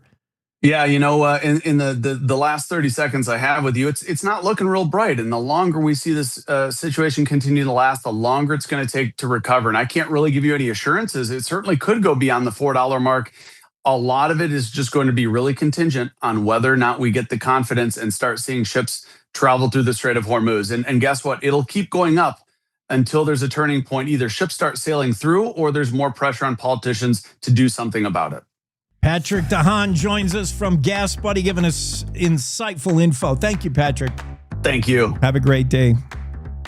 Cowboy State Daily Show continues. I'm going to get Don Day in here. In fact, let's get right to him before I take a break. And we'll do a little weather for you. We'll see if the weather is going to... The weather may cause us to have to use more diesel and heating fuel, I'm afraid. There's Don Day. Talk about March Madness. You're not allowed to say that. That's a copyrighted phrase. We'll call it March Mayhem. For the next week, we're going to see fluctuating weather marked by weather whiplash, marked by extremes. The jet stream stronger than my coffee right now. It's crazy. This next week is all over the map, Don. Yeah, not only here, I have to tell you that what's going to happen across the nation over the next 7 days is going to be just, if you're a weather person, weather fanatic, weather watcher, everybody at the Weather Channel is drooling over, where are we going to send people? Because, let's talk about here first. It is going to be whiplash because we have a lot going on. Very strong jet stream winds that will be exceeding 190 to 200 miles an hour. Will be moving across Montana and Wyoming over the next 3 days. And so we're going to see, no one's going to escape the wind, okay? There's no spot in the state that won't have wind, but it is just going to be brutal. The I-25 corridor, the I-80 corridor, the usual suspects are going to just be pummeled tonight through Saturday. And this is we call this a Wyoming Wind Festival. It's just going to be relentless, and people are going to lose their minds because if there's anything that gets on people's nerves, it's the wind, right? Oh. At the same time this happens, we're going to see more moisture getting driven into the mountains of the northern and western part of the state. Really good mountain snow yesterday reported, and we're going to see kind of a lull in that today. But Thursday and Friday, the north will see more snow and rain chances, mountain snow. Central and south hammered by 70, 80, 90 mile per hour wind gusts. And then Saturday night, Sunday morning, the jet stream takes a big push south. And this is one new development. This is going to drive very cold air in. Temperatures on Sunday statewide are going to be really cold. And overnight Saturday and the Sunday, we'll see snow get back into the central and southern parts of the state, kind of like what happened last night with some snow in the central and in the south, enough to get Interstate 80 closed this morning. Then that cold air is going to head into the Midwest and Great Lakes, and it is going to be nuts. I'm looking at the real possibility that parts of Wisconsin and Michigan, the northern part of Wisconsin and Michigan, could have an excess of 2 feet of snow falling early next week, and places last weekend that were in the 70s and 80s, like Illinois, Parts of Ohio, the Midwest, Iowa could be in the single digits. There'll be sub-zero temperatures in the upper Midwest early next week. Then, get this, by Wednesday of next week, parts of Wyoming will be deep into the 70s. I saw that extended forecast. Yeah, which at least it'll be consoling to the Snow Devils, who I'm having on next, right after you. We're going to talk to them because they canceled the hill climb for the snowmobiles because of a lack of winter. And then we get the most snow we've had in one day yesterday. I got like 6 inches of snow on my porch. I went from one day of sitting out on the porch in a t-shirt watching the cat blow over to today, 6 inches of new snow and 13 degrees waking up. I mean, what? March is not a time weather guys take off, is it? You don't do spring break in March. No, you can't rest on your laurels. But even for March, this is crazy. And then, you know, there will be an extended period of time where it's going to feel like mid to late May. And we're going to see temperatures in the deep south of the United States have some freezing conditions, which could, you know, cause some problems for citrus crops and that type of thing. However, I'll have to say this. Once we go through that period of really warm weather, it could flip and we could go right back to cold weather again. All right, stop that. Yeah. So, yeah, do not get used to anything man, over the next few weeks for sure. They're working double shifts at the weather department there. Don Day with the day weather forecast. Thanks, Don. That's crazy. That's March mayhem. We'll be right back with Brian Hasenack. Winter is here. Wind chills below zero, ice and snow. Oh, and the drifts. Oh, you know what it's like. But guess what? Cowboy State Daily has you covered with the most accurate and reliable forecast with meteorologist Don Day. So you know what to expect. You know the saying, if you don't like the weather in Wyoming, just wait 5 minutes. It will change. But you don't have to keep checking the skies or an app on your phone to see if it's going to rain or snow. So make sure you're getting your forecast from Cowboy State Daily's Don Day. Every day. This is the Cowboy State Daily Radio Network.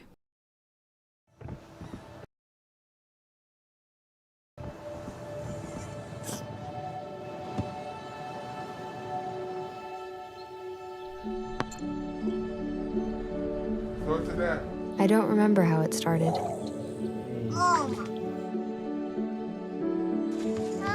Our back and forth. Victory.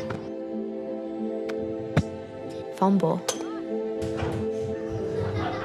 Repeat. It always came back. Dad! Okay, here we go, throw it! Yeah. You probably don't remember what you told me, That was perfect. but I heard every word. Nice.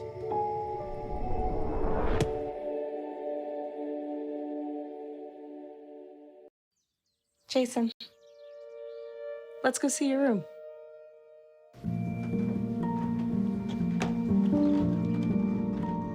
What do you think? We kept it a little spare, so you can decorate it how you like.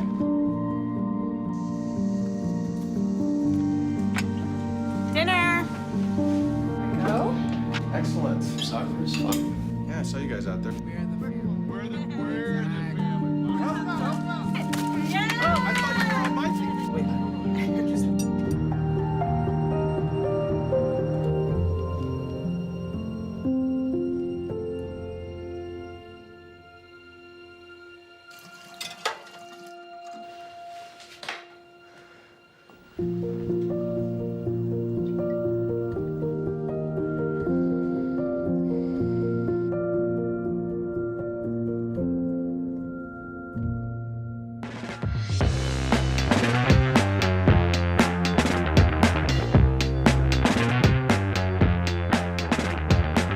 Cowboy State Daily Show with Jake and Brian Hasenack joins us, board member of the Jackson Hole Snow Devils. That's the group that organizes the annual World Championship hill climb that unfortunately we had to scratch this time around. Hasn't happened very often, like 3 times in the last 50 years. This event, huge, man, draws like tens of thousands of spectators, more than 300 of the top snowmobile racers in the game. It is the high mark of high marking, man. If you've ever been there, you know it is Big Mountain Motorsports, Alpine NASCAR, and a whole lot of neon. I can't believe we're not going to do it this year, Brian. Tell us the bad news. Deliver us the bad news. Well, as we all know, we've all lived this winter. It's been a very marginal winter for us. You know, we don't have a lot of snow down on the valley floor, and you know, the whole West is suffering from this. I mean, it goes all the way across. You know, and the racers themselves are struggling. You know, they've had 2 races on the circuit so far. They were both at Soldier Mountain, and they were marginal at best. And you know, yeah, this is a devastating news for this community, for the race circuit, and yeah, it's the fourth. This would be the 4th time, I guess, in since the development of this race, and you know, it's a tough call because this is kind of the shot in the arm for our town while we head into a springtime. And so, yeah, this is a tough one to call for sure. Yeah, it's a big economic boost for the Jackson Hole area at a time traditionally where we're heading into another, you know, a shoulder season, although I don't know if there is such a thing anymore in Teton County, but it's traditionally a downtime. The ski resorts are closing for skiing, and this boost has been huge. Plus, a fundraiser that's donated to local causes. We'll tell you about the money this thing has raised, over $1.65 million in its since its inception. But first, Brian, I do want to ask about Brody. Brian Hasenack, in addition to being a board member of the Jackson Hole Snow Devils, is the dad of the greatest bull rider of our time, Brody Hasenack, and he still holds, I think, some records for running back on the high school Bronx football team. That kid's an athlete. Well, it's ironic that you ask about him. He actually flew into town yesterday. He had a little incident. He's getting a root canal today. Got some stitches out of his chin. And then he heads off to Utah for an Extreme Bulls event on Friday night. Then he'll jump on a plane and head to Florida, and then he'll make a complete circle back around to Cave Creek, Arizona, and Chandler, Arizona for the PRCA Extreme Bulls event, and then down to California. So, yeah, you know. He's taking his beatings, but he loves what he's doing, and you know what? He's living a dream for a 21-year-old professional athlete. Well, he's pulled a PRCA card. He's now a pro. We saw him rodeo right here at the local Jackson Hole Rodeo. He's fun to watch. Great athlete. Unbreakable rodeo athlete with an unshakable faith, and I'm a big Brody Hasenack fan. Good luck, kid. Root canal, that's a long way from the heart, as they say in the cowboy business. He'll be fine, man. I've seen him he'll be fine. I've seen worse. Yeah. No, this is nothing for him. Just got to get a little maintenance taken care of, and that's the name of this game, is maintenance. Hey, tell me about the Snow Devils, the organization. Been around since 1964. If you didn't know, a lot of people don't know because Snow Devils don't, you know, trumpet themselves. They aren't face forward in the event. You may come and attend many hill climbs and never really know the Snow Devils put this whole deal on. And tell me about the money you've raised, and more. This is an event that as soon as one hill climb's over, you got to start planning the next. This is a big deal. Yeah, you know, there's a group of us that are all volunteers. There's no paid staff on this. We all either own a business or work for somebody. So this is stuff that we do on the side. And you're absolutely right. As soon as one event, we take about a month break, and then we start talking about the next year. Yeah, it's a passion. It feeds the Shriners. It feeds our local charities. It's just something that, you know, if you're in Jackson Hole, Wyoming, we all know about the strong charity situation here, and man, we just happy and proud to be a part of the charitable events that go on here. So yeah, it's what we do. And we're fortunate enough to put on the World Championship Snowmobile Hill Climb here in Jackson. And man, if you haven't been there, you need to be there. If you have been there, then you can appreciate it.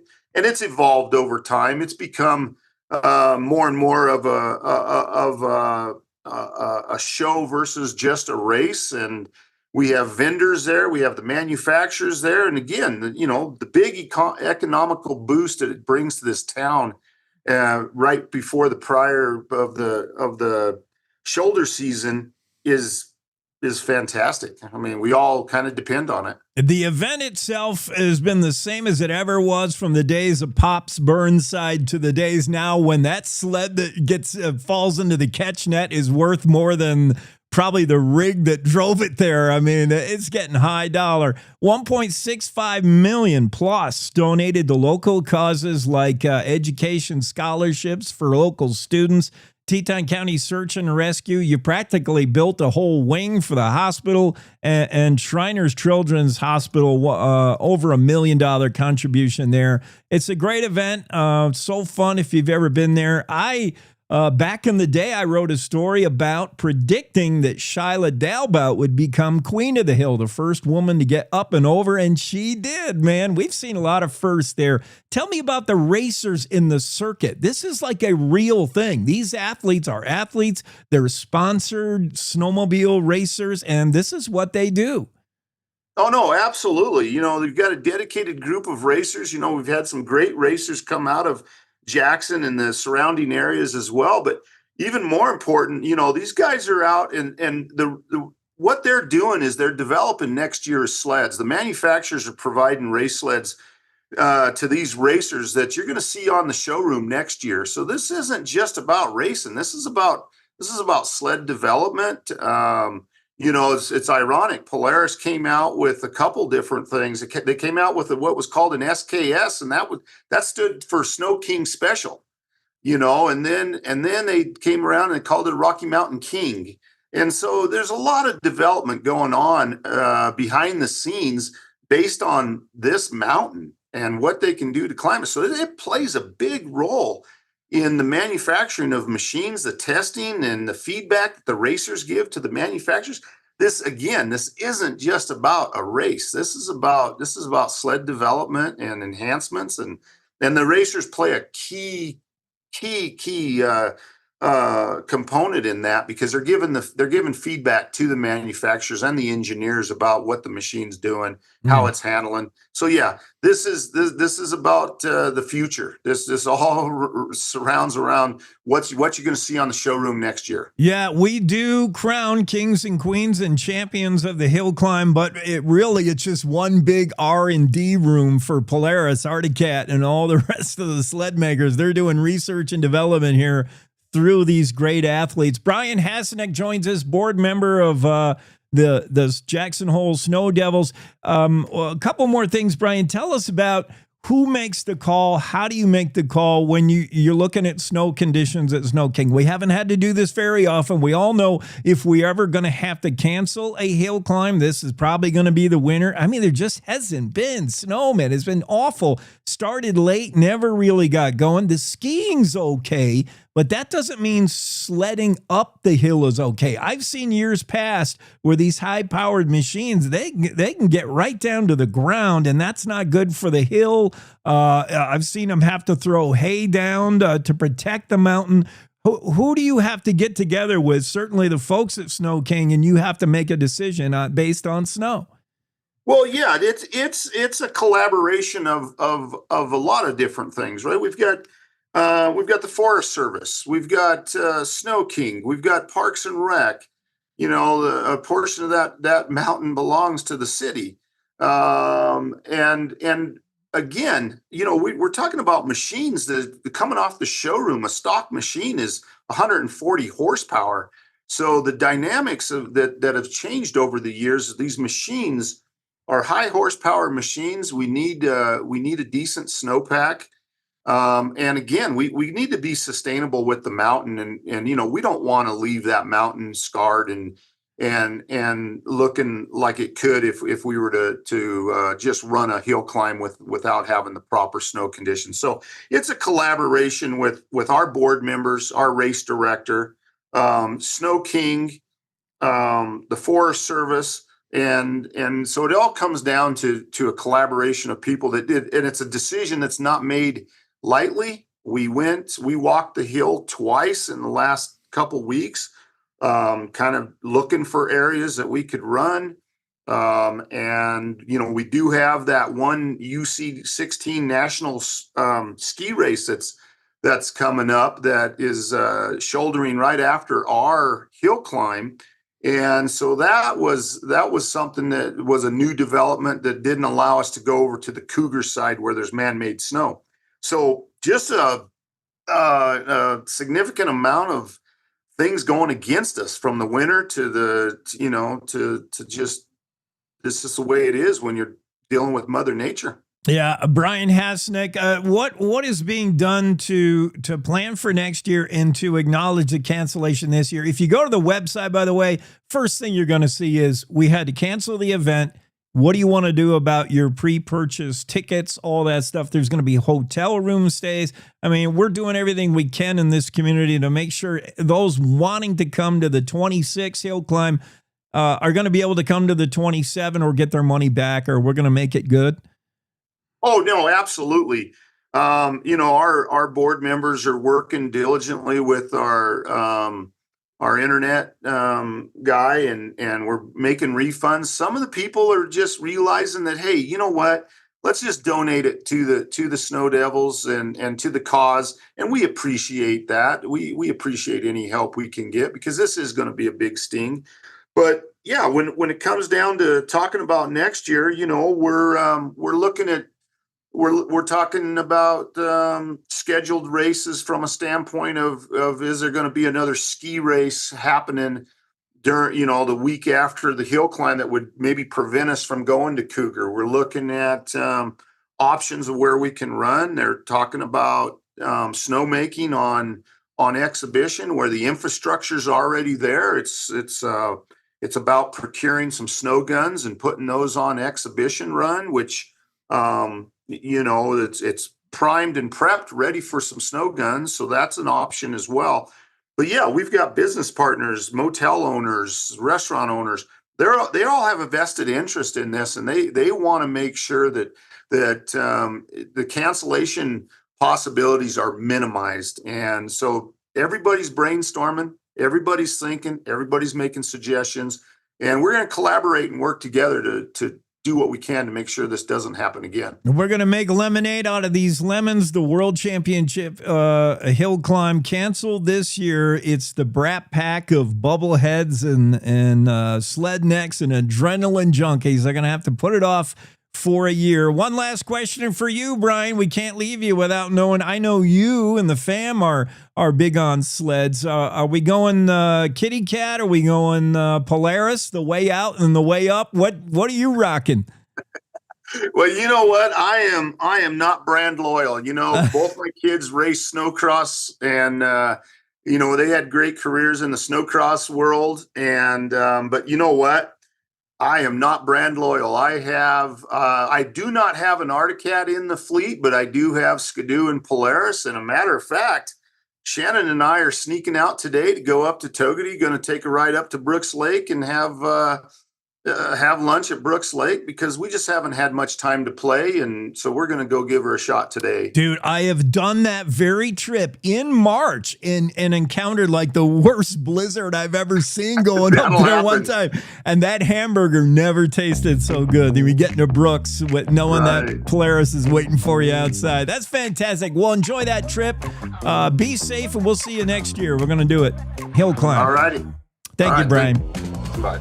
Cowboy State Daily Show continues with Representative JR Riggins. He's on next. News happens at any time, any place. That's why at Cowboy State Daily, we're dedicated to the stories that matter, with reporters stretching from your hometown across Wyoming and beyond. It doesn't matter if it's happening in Yellowstone, the capital in Cheyenne, or the most remote slice of Wyoming. With over 150 years of combined journalism excellence, if it affects Wyoming, it affects you, and we've got it covered. Upstream from the herd, we're Cowboy State Daily. You're listening to the Cowboy State Daily Radio Network.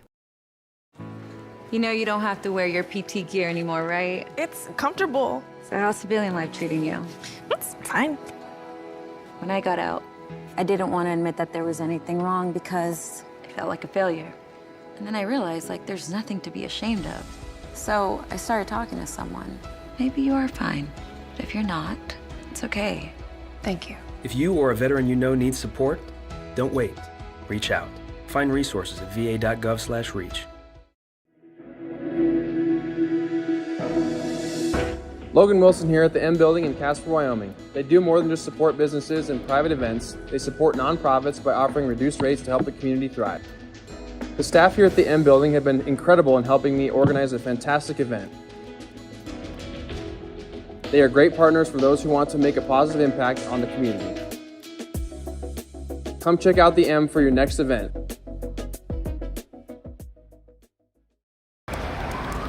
Hate is loud. It gets clicks. It gets attention. Hate, however, is actually quite small. But love is the majority. Filling up something far more important than any feed. Love fills our hearts, our lives, our every day with understanding, empathy, and compassion. Leaving hate to become what it truly is, a whisper.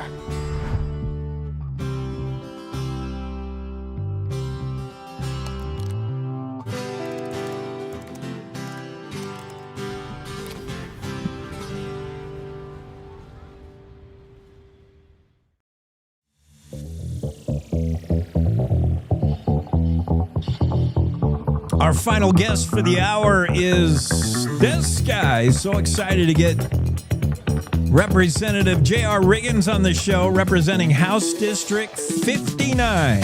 Kind of a newbie. First thing we got to ask you, Representative Riggins, how's the heart? You doing all right? Yep, everything is just dandy. I ran into a guy who said he had it done 25 years ago. I did the math. I think I'm good for quite a while.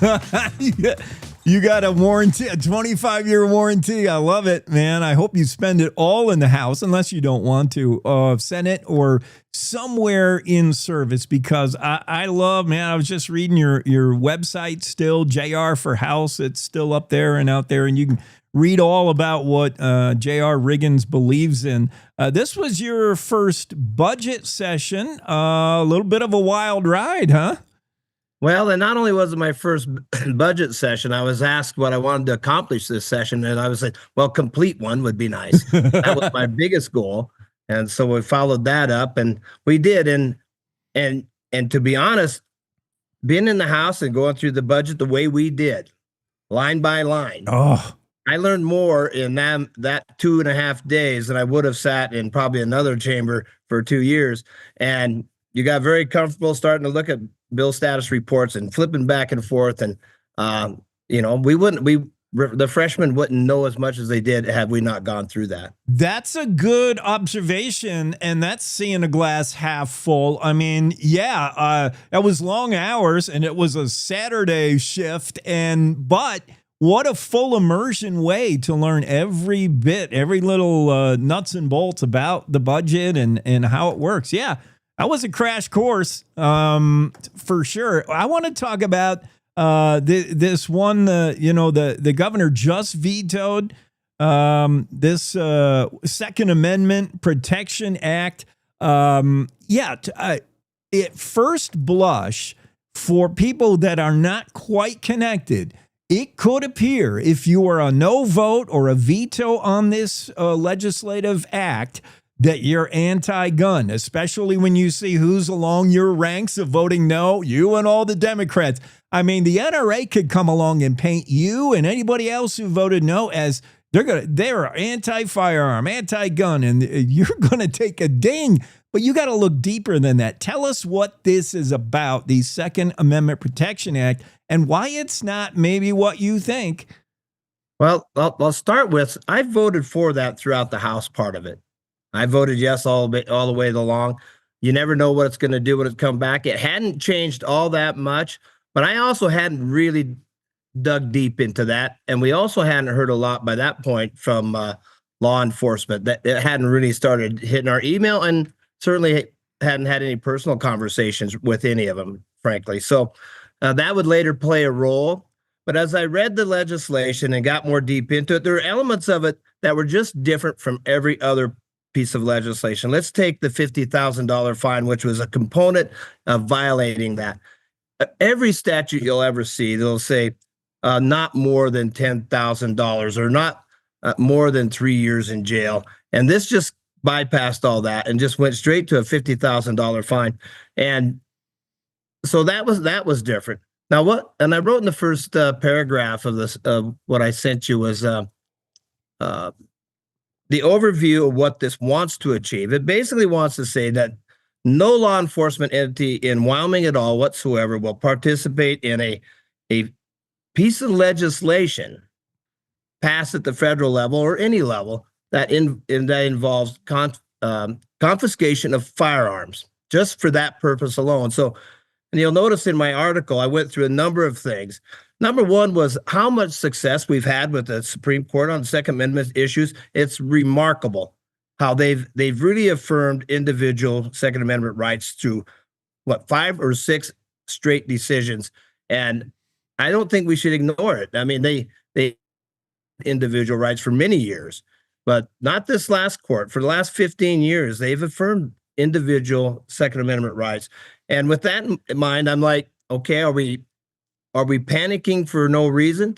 So I continue down that legislation. I look at that. And if you remember in our Constitution, it says, I believe it's Article 1, Section 37, the Constitution shall be the supreme law of the land. Wyoming is inseparable from the Union and will be obedient to that Constitution.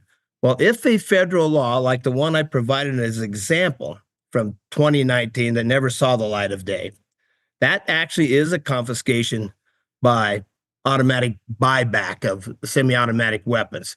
And it was, to me, you'll never see a law like that without maybe I would hate to say a Fort Sumter moment, but that's inevitable in a sense. So Wyoming is going to be, if they actually pass such a law like that, so it would go through the Congress, get signed by the president, put in the Federal Register, and now we're going to ask Wyoming law enforcement to be the ones to say no. I disagree with that. If we're going to say no to a piece of federal legislation that actually confiscates weapons, which I expect never to see, but if we're going to do that, that should be on our shoulders. We should be coming back in the session and say this we're not going to do this. So we'll defy as a body. Yeah, and we would theoretically have plenty of time if this was coming down the road. We've seen DC and the Congress. They can't do anything in a month, man. It's going to be years if the tide shifted and suddenly the United States became really anti-Second Amendment. We'd see it coming and Wyoming could prepare. We don't need to do it now. This is a solution in search of a problem in many ways. This piece of legislation. What we're talking about, and I'm just going to really paraphrase it, is if there was a scenario where the feds were coming for your guns, and we like our firearms in Wyoming, and they asked for assistance from local law enforcement. Maybe they don't know their way around the neighborhood. If they said, hey, sheriff, give me some deputies, we're going to go knocking doors here and taking guns. If the local law enforcement did cooperate, they could be punished with this piece of legislation, fined heavily, jailed. And while it sounds really good in the first paragraph, you got to read more of it. And law enforcement across the board, every sheriff, all 23 counties did not like it. Everybody hated it in law enforcement. That helped sway your vote in the end, that it went through the Senate breezed through pretty easily. I was kind of surprised. In the House, it did pass as well, but among the no votes in the third reading was this guy, JR Riggins. And there's a little bit more. There's a couple little elements to it, too. Yeah. So if you read the title that the statute regarding immunity for peace officers, right in the very first paragraph, I was researching that, there's a case called JR versus Burke. And specifically it says, let's say that it's a nothing burger case against some sheriff or policeman, and the judge says, well, that's not going to be part of this. That's not going to be applied in this case, and summary dismissal of it, right? Well, this JR versus Burke says specifically, without a determination that the officer were not acting within the scope of their duties or that their conduct was not tortious, the governmental entity does not escape liability. Meaning they could, if they just have a summary dismissal, the interested party could still go back to the entity, the county or the city, and file suit, because they want to have a determination if that immunity was still applicable, and that would have to involve testimony and witnesses and a little bit more, and far more robust hearing. And that was in the very first two paragraphs of that title, and I found that interesting. So that was just another element of this. They could have done something like this if they really wanted to try it. They could have threw an appropriate phrase, a trigger in this, right? You could have put a trigger in this and say, if this bill passes, and here is our very accurate description. And I thought that it was fairly accurate. Confiscating weapons solely for that. If that appears in either an executive order by the president, that could be a case but you would have a number and a title. Then the legislator shall convene and basically say we're not going to follow that rule. We can see an exact replica of this scenario in Minneapolis. So what they were enforcing federal immigration law. They didn't like it. And what did the police do? They just basically stood down, didn't do anything, and literally made it all worse for everybody. Yeah. And I look at this a little bit like that too. So we tell them they can't be anywhere near it. And now, when you say material support, we're talking like, here, can you want to borrow a jacket? Because I'm freezing out here. Give me a ride to the airport. All of that is material support, right? Make a reservation for you. So that's pretty broad. So I'm just like, this is not ready for prime time. And there's things I think we could be more precise. And I don't want to put the burden on those guys. Let's put it on us and we'll address it at the time it happens. I fully agree. You'll see it coming for a year and a half down the pipe, short of an executive order. And even those, you see some element of it. But I also thought if the police were forced to stand back, everybody thinks, well, your guns are still going to get confiscated if a federal warrant's being served, right? Our guys they might call our 911 and say, hey, might let you know we're serving 3 federal warrants today. If it's getting phone calls, that's us. And by the way, I know there's a law that your guys can't come down here to kind of keep an eye on things. So, certainly maybe to protect other rights our citizens have in something like that. Now, I don't expect a law like this to ever get passed, but like I said, 20 years, maybe they'll have something crazy. Maybe they'll pack the court, put 50 judges on it, and all that will change. And then we'll just have to change legislative with it. Representative JR Riggins, SAPA, SAPA, this whole movement just vetoed by the governor, a bill that's not ready and a bill that's not needed. Although the idea behind it, I can see, in idea space, I get it. But it's not moving on. Representative JR Riggins, 2 other things before we let you go. I know seeing from your website, and by the way, you can check it out as well, JR for House, conservative Republican means a lot to you. For you, it means limited government at the core and making sure government doesn't just keep growing and growing for the sake of growing. And so in that respect, how did you like the budget? Do you think we got it pretty tight? Well, when at the end of the day, despite my spending, and, which I I learned a lot of lessons. Am I disappointed at how I handled it? No. Am I disappointed with myself a little bit how I got there? Yes. But at the end, I was at ease with those decisions. But the budget, what was the final total? $9.99 billion. Yeah. What was the last time? If it grew very little. Yeah. And if you'd asked me a year and a half ago, well, what if the budget went up, 1.5%, 2%? I'd say that'd be a win. Considering the inflation today. Yeah. And you know what? I commend the JAC for, they hammered us. They said, we want this budget down. And, probably without their constant beating us over the head to how we want to do that, we might not have done it. It is so easy to spend money. It's just easy. I mean, especially if sympathies play into it and your perceived needs and programs that you think are valuable. And so, you need someone that has a tight grip and on it's the reason you need JAC tugging hard at the other end.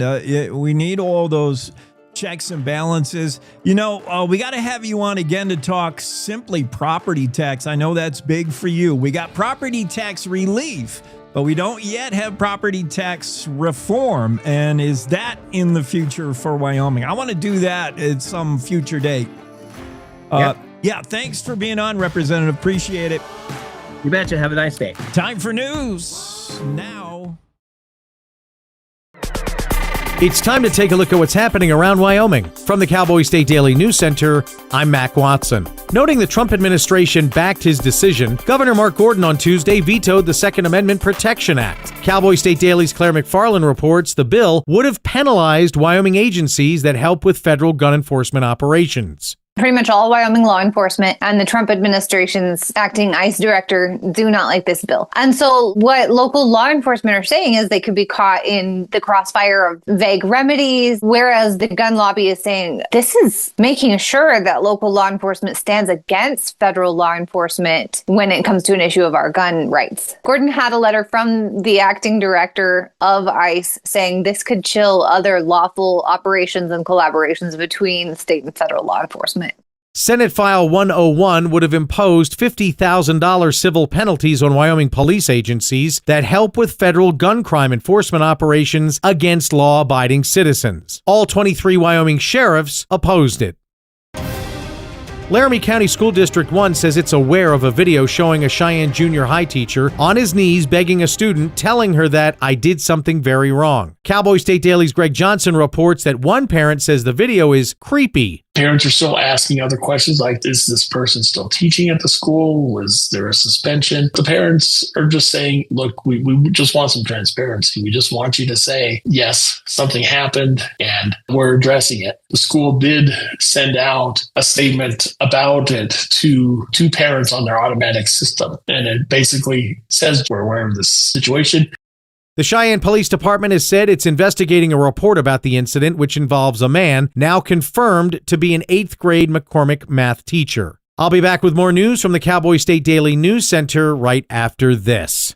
WYDOT wants to remind you, download the Wyoming 511 app for hands-free information on your mobile device. This message is from the Wyoming Department of Transportation. My name is Joanne, and I'm a mom of 6 here in Casper, Wyoming. When you raise a family here, you don't just think about today, you think about the future, where your kids will build their lives and where your grandkids might grow up. What worries me is that my kids will have to leave Wyoming to find good, high-paying jobs. That's why Build Wyoming matters to me. Data center jobs are high-quality, high-paying jobs, the kind that give families a real reason to stay and build a future here. Give our kids and grandkids a reason to stay, and they will. Build Wyoming with Prometheus Hyperscale. Go to buildwyoming.com. Cowboy State Daily News continues now. The Cheyenne City Council voted on Monday to delay a final decision on forcibly annexing a farm that sells fresh local produce. Cowboy State Daily's Kate Meadows reports the council decided to delay for 8 months after hours of testimony.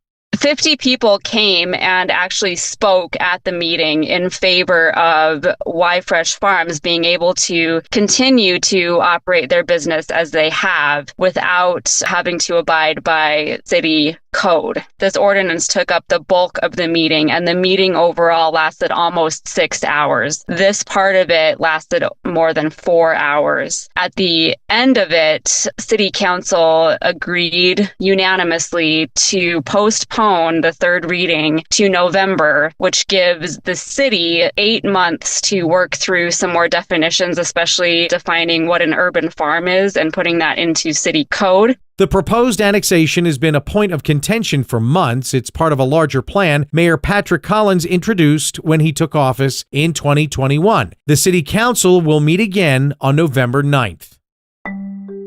Federal Judge Tanya Chutkan threw out approval for Wyoming's massive 5,000-well Converse County oil and gas project over environmental flaws. But Cowboy State Daily's David Madison reports that drilling continues under a different plan as conservationists and industry battle over wildlife and revenue. This judge found that there were concerns around water, groundwater specifically, and concerns around greenhouse gas emissions that weren't up to snuff. And so she vacated the whole environmental impact statement. A lot of work goes into those things. So that's a huge move. However, she didn't prevent the BLM from issuing individual permits under this resource management plan that wasn't contested in court. But it's a messy situation that's left no one really fully satisfied.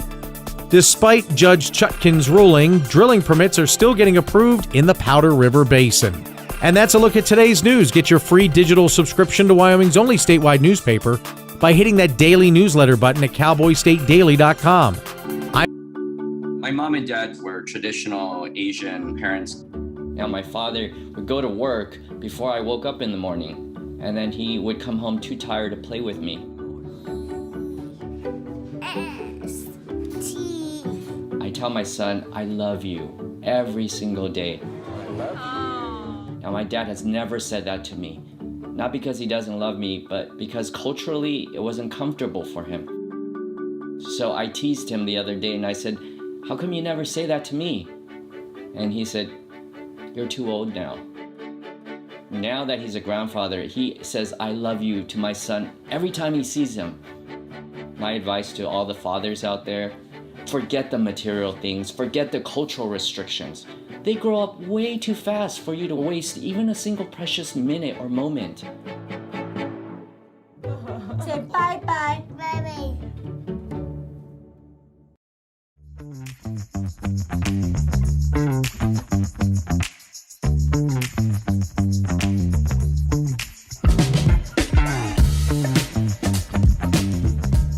Cowboy State Daily Show with Jake on a Wednesday. In our hour 3, that means Claire McFarland's here.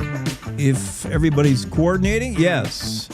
Claire, let me ask you right off the bat, are you one of those affected terribly by the loss of an hour, the gain of an hour, the whole messing with the clocks? Yeah. I like the winter schedule. How about you? I mean, I like where we are now. Dark in the morning, lighter later. Mm-hmm.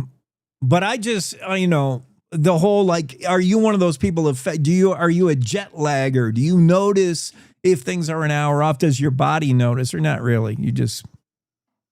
Yeah, no, I notice. And then for kids, so I had to catch all of them up, no, it actually is time to go to bed, I promise. Right. It's usually pets. It's usually, you see the memes of the dog looking up at you like, explain again how it's not dinner time yet, or yeah. It affects us all differently.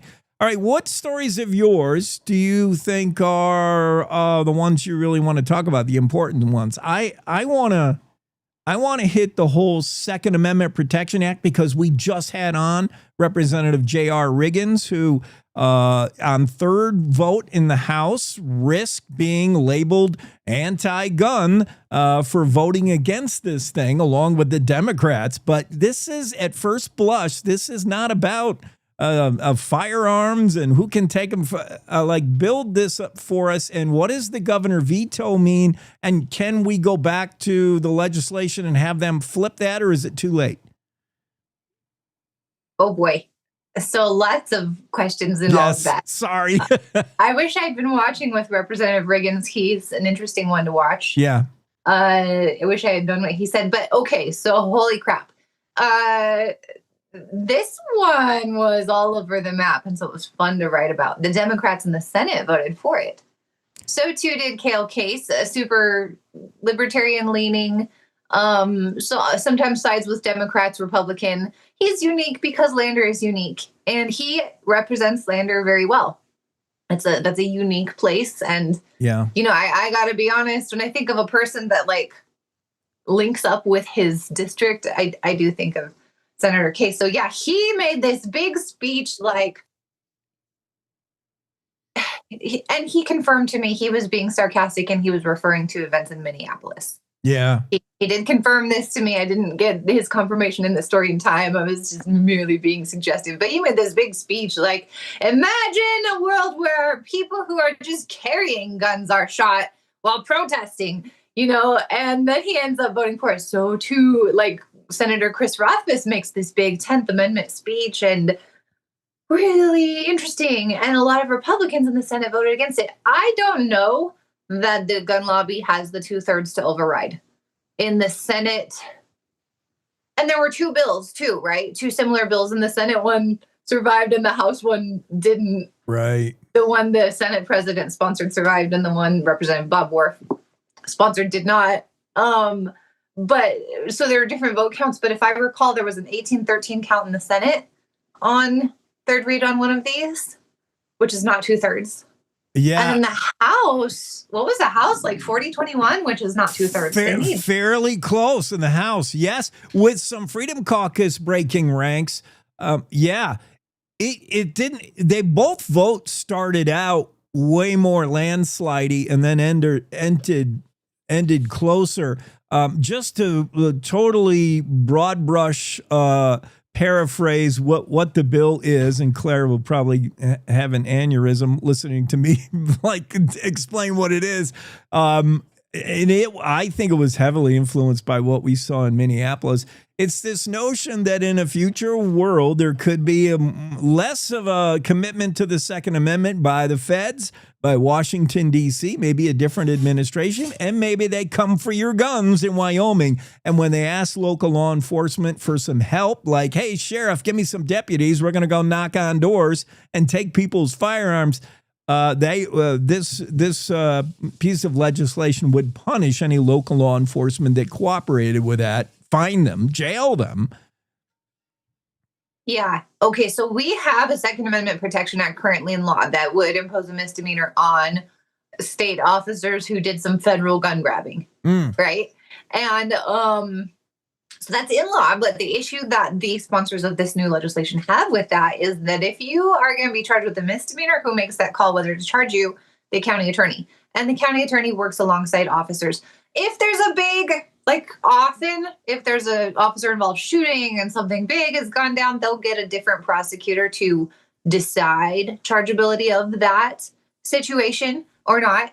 But I think the sponsors may be worried, like, smaller, less known stuff will go under the radar and the county attorney won't charge it. Whether that's true or not, I don't know. I know that one of the representatives got into a tiff with his local county attorney. I have not plumbed that yet. So they were like, so we're going to make it civil, make a civil cause of action. And the agency has to pay a $50,000 fine if it helps further a federal gun grab. And so there's the word solely, like, this is solely on federal gun enforcement operations. Law enforcement, like Sheriff Grossnickel there in Sweetwater County, he's an example that kept coming up in the Senate. Like, he is not afraid to resist directives from on high. He resisted the state mask mandate. He said he would resist the BLM plan in its early phases under Biden that could have criminalized some rather innocuous behavior in his area. So he's been held up as like this epitome, like a sheriff who is salt of the earth for his region does not like this bill. And I talked to him and he was like, look, the language solely is in there, but it gets mixy. You're working with federal law enforcement, and you're in the heat of the moment. And like there's this federal law that says convicted domestic abusers can't have guns. The state doesn't have that law. And so if we're engaging in this way and he's escalating and the only thing we've got on him is he's domestic abuser, he can't have that gun. And we were like, okay, sir, we're going to take the gun, blah, blah, blah. Then that agency gets hit with a $50,000 fine. So law enforcement all along the way has been like, when we start doing these projects with the feds, it gets mixy and it gets rapid. And so you're just going to chill so that no agency is going to be willing to work with the feds, what does that then mean? According to Sheriff John Grossnickel, the feds are then freewheeling and doing all sorts of stuff you don't know about in your county. Yeah. All 23 counties, all sheriffs of 23 counties said this doesn't make our life easier. It makes it harder. It's already complex when you get involved in federal stuff and you ask local county law enforcement. That's mixy, as Claire says, and this wouldn't make it any clearer that all the sheriffs hated it.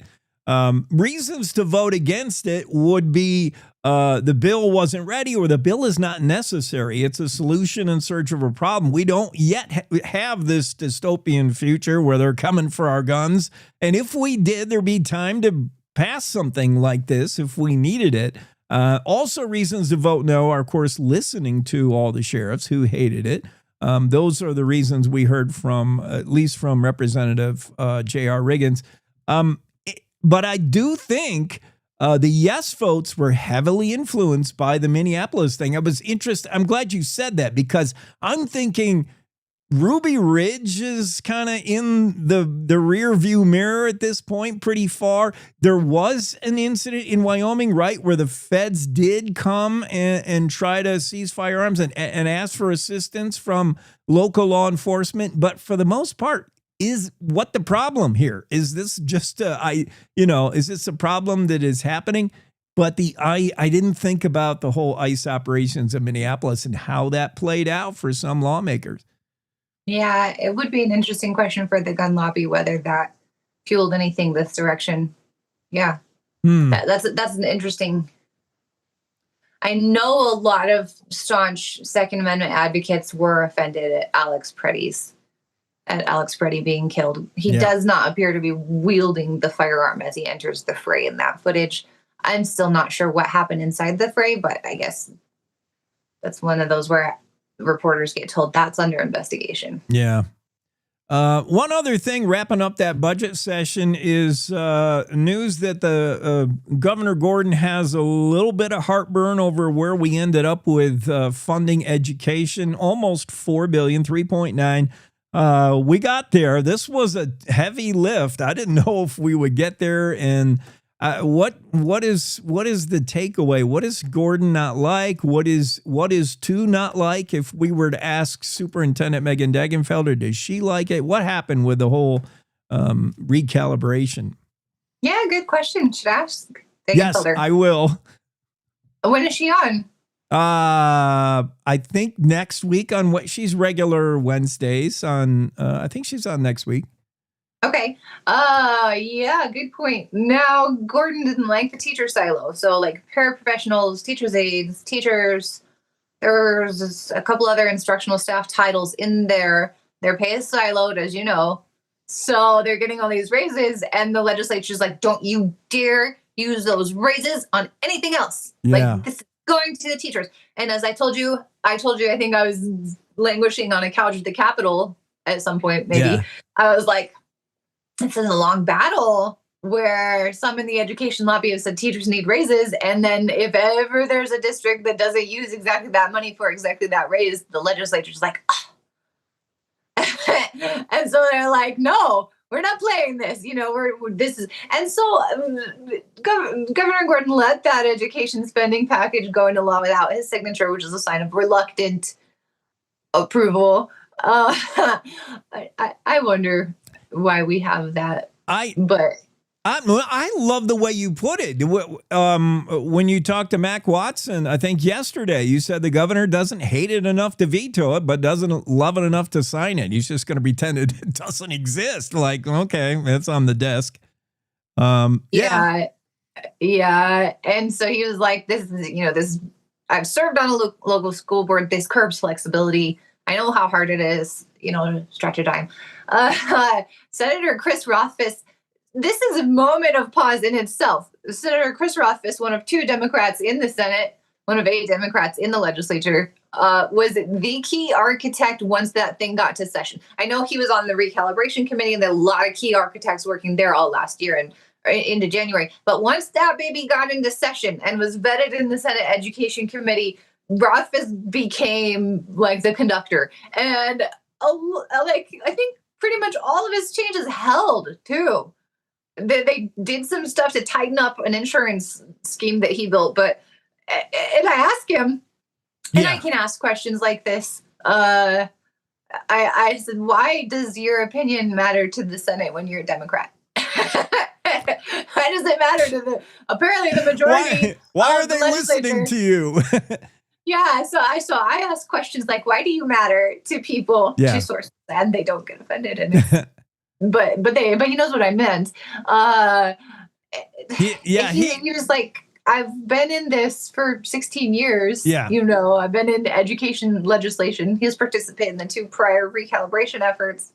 He's been on the Senate Ed Committee his entire legislative tenure since 2011. Yeah. And so he was like, they know I've got the chops. No, yeah, he has the cachet, and he was a big energy behind the whole thing. Yeah, for sure. And it's understandable why. One last thing, I don't know if it's news, but we did hear about, the budget overruns at Wyoming Highway Patrol. WYDOT's like, man, you guys are doing overtime like it's falling out of the trees. And, they're understaffed, and it's understandable the nature of that business, how you can get into overtime spending.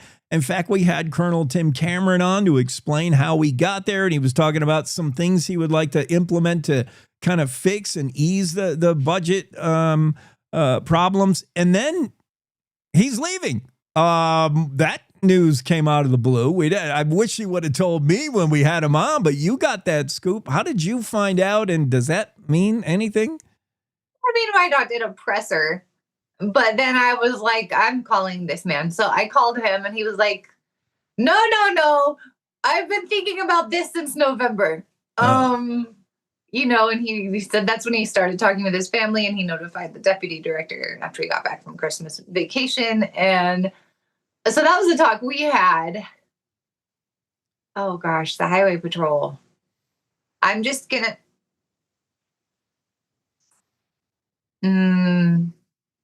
No. Well, there's a super cop of theirs flanking both ends of my town, pulling people over. But that's notwithstanding. That has nothing to do with this conversation. There's a super trooper in Fremont. Watch out. I thought he was always in DuBois getting 22 plates. Yeah, well, and so in Riverton, we're not used to like a lot of super tight, like nitpicky enforcement because we have serious crime issues here. So we're just like, you know what? I'm gonna drag race on down to the Walmart and then load up on hairspray and fire some potato guns, and I'm gonna, narrowly avoid the neighbor's house, and we're gonna do this, and then we're gonna have a big old freaking bonfire and shoot off fireworks in the middle of the day. And this is all grand because I live in Riverton. But now. Unfortunately, it's not a recognized offense when you're pulled over by super troopers in Riverton to say, while you're wasting time writing the speeding ticket, there's somebody plunging a knife into somebody else somewhere. Shouldn't you be on that? There are bombs being built that away. No, I had a cop from Lander pull me over. I wasn't going that fast, but I had a cop from Lander let me off with a warning because I'm from Riverton. He was like, I know you're not used to this, so I'm gonna let you off with a warning. Right. Slow her down. The cultural deference was there with this Lander officer. Yeah. I mean, don't you believe in general, if you're rocking that county license plate, that you should be immune from, they should give you an extra 10 over the limit right off the bat. Yeah. Out exactly. of county, hey, go get them, man. Yeah. That's when the lights come on. All right. Yeah. County 10, hey, I'm hometown. Thanks, Claire. Thank you. All right, we got to get a break in here. Let's face it, mornings are tough. Gotta get up, gotta get the kids ready, feed the dog, the cat, every other living thing in your house. Oh, get caffeinated. Whew. It's a lot of work. It's a lot of work. But you also want to be informed, catch up on what's happening in Wyoming and the world as well. Hear from the newsmakers of the day. That's why Cowboy State Daily has The Morning Show with Jake. Jake Nichols talks about the news you care about, not some ponderous, overwrought, inside the Beltway show that's syndicated out of New York or LA. You want the news that's going to affect you and your life. Jake interviews not only the newsmakers, but the deciders, the people who make the decisions for the future of Wyoming. Plus, you'll hear the stories directly from our award-winning reporters from Cowboy State Daily. So make sure you start your day off the Wyoming way with Cowboy State Daily's Morning Show with Jake Nichols. Monday through Friday, 6 a.m. to 10 a.m. Stream it on our homepage. Watch it on YouTube. Cowboy State Daily's Morning Show with Jake. Oh, and don't forget your car keys. This is the Cowboy State Daily Radio Network. I don't think that many kids in my son's school even do it. He makes fun of his friend who vapes. He would never try it. She's into soccer. She's on the honor roll. She's just not the type. No way. No way. No way. No way, my kid would never vape. Get your head out of the cloud. Today, nearly 8,000 kids will start vaping, maybe even yours. Learn about the dangers at talkaboutvaping.org. Life's daily battles are not meant to be fought alone. We're not powerless, so long as we don't lose sight of what's important. Don't be afraid to seize that moment to talk to your friends. Cloud, you okay? Because checking in on a friend can create a safe space. The first step on our new journey. You coming? Reach out to a friend about their mental health. Seize the awkward. It's totally worth it.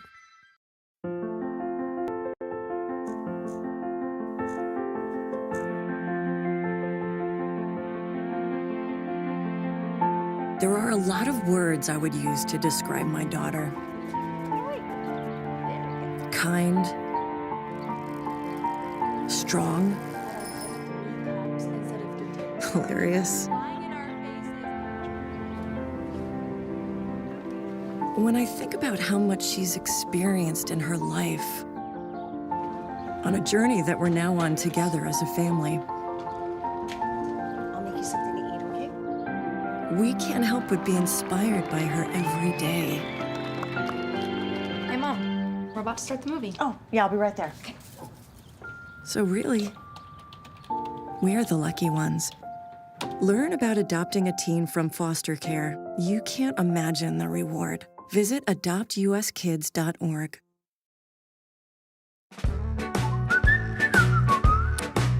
Cowboy State Daily Show on a Wednesday, and what a pleasure to be checking in with Patrick Klein, director, founder of Vision Beyond Borders. We've spoke in the past regarding his organization's efforts to get the good word in the hands of people around the globe. And we're going to talk particularly about one hotspot on the globe right now, and that's Iran. It may be news to people to know that one of the fastest growing Christianity movements is happening in Iran, and it's converts from Islam.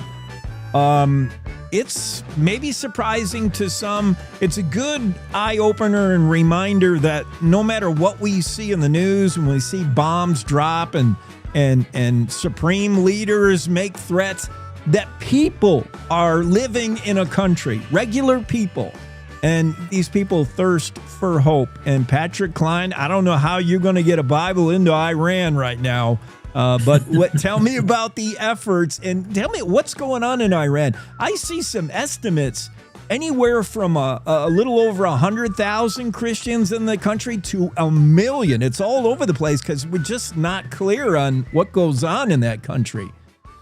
Yeah, like you said, Jake, and good morning. It's the fastest growing church in the world right now. They say it's over 1 million believers. I was talking to some friends from Turkey. They said it could be 3 to 4 million already. And people are just tired of Islam. The Islamic government has just used Islam to oppress the people.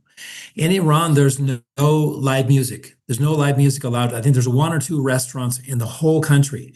So if you get married, you can play a CD, but you cannot have live music. The Muslim clerics think that it's evil to listen to live music. The women are covered up, a lot of them from head to toe in burqas. Otherwise, they have to cover their hair with their fedoras. If there's too much hair showing, they get caught by the police, religious police, and guns pointed at them and say, cover up your hair, otherwise we're going to shoot you.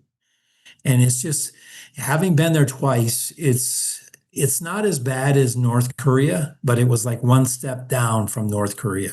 Yeah, in fact, I mean, I'm looking at some stuff on the internet, and it's considered, let's see, in 2023, Iran was given a score of 0 out of 4 for religious freedom. So yeah, 0 is about as low as you can go. In the same year, it ranked as the 8th most difficult place in the world to be a Christian. So yeah, it's not safe. It didn't used to be that way. No. And it's not, I'm reluctant to say that all Islam followers, all of the Muslim faith is like this, so oppressive over everything. It's really just a section of it that goes all jihad about it. And they just screwed up what I think that religion was meant to be. But you look at faiths across the globe, Christianity still the number one, representing about 29% worldwide. Somewhere right behind them is the Islam faith, 25%, and the second largest growing faith worldwide. But in Iran, there is a movement, and we've seen the people in some of the videos that they want to get out from under the regime. And do you think it's more of the oppression, like we can't do anything, there's so much punishment to this religion in our country? Or do you think it's more of the hope when they hear Jesus? Jesus changes people's life. They didn't know there was hope. Their religion does not provide the hope in the next world or this one. But the Bible does in a way no other faith does. Exactly. And, a lot of the people in Iran are looking for hope. When I was there 2 times I've been there, they said 98% of the people want freedom. Only 2% support the government. And they said that even after 9/11, there was 200,000 people in the streets of Tehran holding a candlelight vigil in support of the U.S. The second night, the police started beating people with sticks and ran the crowds off. But the people want freedom. They love America, and they don't hate Israel. They want relationship with Israel. It's these radical Muslim clerics at the top and a small percentage of these radical followers that want to wipe Israel off the face of the earth, wipe the United States off, and wipe out Christianity altogether. And you can't have a peaceful coexistence with people who want to slaughter you. There's no way you can get along with these people. Let's talk about what you have done prior to this recent conflict. I mean, Iran was not a safe place to practice Christianity, not a safe place to just open up the Bible on a park bench. Patrick Klein with Vision Beyond Borders, they've been getting the Bible in the hands of people who are craving for it, thirsting for it in places where the leaders of those countries not necessarily receptive to it. What had you been doing in Iran? Were you getting Bibles to Armenians, Assyrians, and others who wanted to read the Word? Right. So we have been getting out Bibles to the Syrian refugees. We've been giving out a lot of Bibles in Armenia. Actually, like March 20th is the Iranian New Year, and tens of thousands of Iranians go to Armenia to celebrate the New Year, and they can have freedom. The women can take off their burqas, their fedoras, they can hold hands with their husbands, they can walk in the streets, they can enjoy live music, they can enjoy life. But then I saw them one time getting ready to get back on the bus, and these women putting their burqas back on, and the sadness in their faces and their eyes as they go back into that oppression, come out and taste freedom for like 10 days and then have to go back into that oppression. But we've been working to get Bibles to them. My uncle was Iranian, And really, yeah. And so it's when I was young, especially when I was a new Christian, I really was fascinated with Iran. And one night he made an Iranian meal for me, a Persian meal. And it was just amazing, Jake. It was amazing to watch him cook and to talk to him about his country, his home country. And it was just amazing. And so we've been working to help people in Iran get Bibles for over 20 years. And just trying to get the word of God in there. And we need help today. If people want to help us today, it's $4.24 to print a Bible, and we can work to get those into Armenia and from Armenia into Iran, get into the hands of people that are hungry for hope. Wow. I mean, right now, it is a bit of a hot spot. You might not want to book the flight immediately, Patrick, but do you expect to be able to renew the efforts of getting Bibles into Iran? Yes, I believe we're going to be able. I believe that country is going to open. I think it's going to open. And I believe what's going to happen, Jake, is it's going to affect the whole Islamic world. I think we're going to see women in Saudi Arabia take off their burqas. Everywhere they're going to say, if Iran can be free, we want to be free too. And I think it's going to change the whole world. And that's why they're fighting. They're trying so desperately to hold on. And they don't care about people. They've killed 30,000 of their own demonstrators. And we heard about one man, he has a brother that was in Iran. He's in Armenia, but his brother was in a demonstration and they shot him and killed him. And the mother, in order to get the body of her son, she had to pay for the bullet they used to shoot her son, to kill her son. Yeah. I don't understand it. I feel for people that despite all, like here in the US, we have such freedoms. We can go to church, we can read the Bible, we can do all this, and yet maybe we don't as much as we should. And then I see people who have to hide it. They have to read it in the dark, in the basement, because they'll sword your head off or something in Iran, and yet they still gravitate to Christianity. That tells you something. And not to knock other faiths, but this idea that all paths lead to heaven and all gods get you to heaven, that's not what the Bible says. And if you want to do the Bible thing, there's only one faith, and Islam does not provide it. Buddhism does not provide it. Hinduism, no faith has anyone said there's an afterlife. This world isn't the only one, and I can get you there. And he did it himself. That's the important thing. Nobody's died and come back. And that's what we're going to do. It's all in the book. It's all, it's in the red letter. If you're looking for hope, it's in red writing in the New Testament. Yeah, Christianity offers hope that the world does not have. And according to Muslims, they believe that Jesus didn't die on the cross, that Jesus passed out, and Judas was the one who died on the cross. And they said it's blasphemy for us to say that Jesus died on the cross and that he rose again on the third day. And they don't believe that he's the Son of God. They believe he was a prophet, but he was just a man. So because we believe he is the Son of God, which he said he is, they believe that we need to die because we're infidels. And not all Muslims believe this. It's a very small percentage of radicalized people, probably 3 or 4%.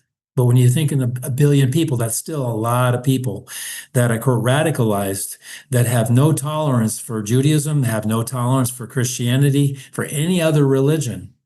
And I saw it even when I was in the war in Afghanistan many years ago, radical Muslims bombing nominal Muslims in the market and killing these people indiscriminately. And so it's these radical Muslims that are really the threat around the world. And I think what President Trump is doing to take down this radical Islamic element is so important. And, it's been kind of a game to watch this over the years, how, the UN and people have let them build their nuclear and then say, well, we want to come in and investigate. And then they keep putting it off and putting it off. President Trump has done the right thing and trying to stop them from getting nuclear capability, because their plan is to destroy people, destroy Israel, destroy America, and take over the world. Right. Their leaders have said so. It has not been in question. As soon as they get a nuke, they're going to send it right to Israel for sure. And then the U.S. next, if it can get that far. Yeah, we see revivalism shouldn't have to start with rockets. But, it didn't start. It was sparked from the inside. The people are just ready for this. They're ready for conversion, I think. They're ready to get loose from the oppressive government they live under. And they're ready for, I think, a new word and a little bit of hope. Patrick, can you talk a little bit about Israel and the importance Israel plays in Revelations in the Bible, and the importance it plays today in the dynamics we see when they're warring nations? The Middle East this is the way it's going to be, and this is the way it's going to end for the earth, and Israel is vital. Right. It tells us in Psalm that we're to pray for the peace of Jerusalem. It says those will prosper that bless Israel. And it says God will curse those who curse Israel. And, there's a movement that says that the church has replaced Israel. That's not true. We've been grafted in, and we believe in Jesus. We are grafted in with the Jewish people, but God's made a covenant with Israel, and Israel is going to be the center of all the attention in the book of Revelation. And it says that the whole world is going to turn against Israel. And we kind of see that happening even now. People are turning against Israel. They hate Israel. They want to push the Israelites into the sea and drown them. There's such a hatred and anti-Semitism around the world.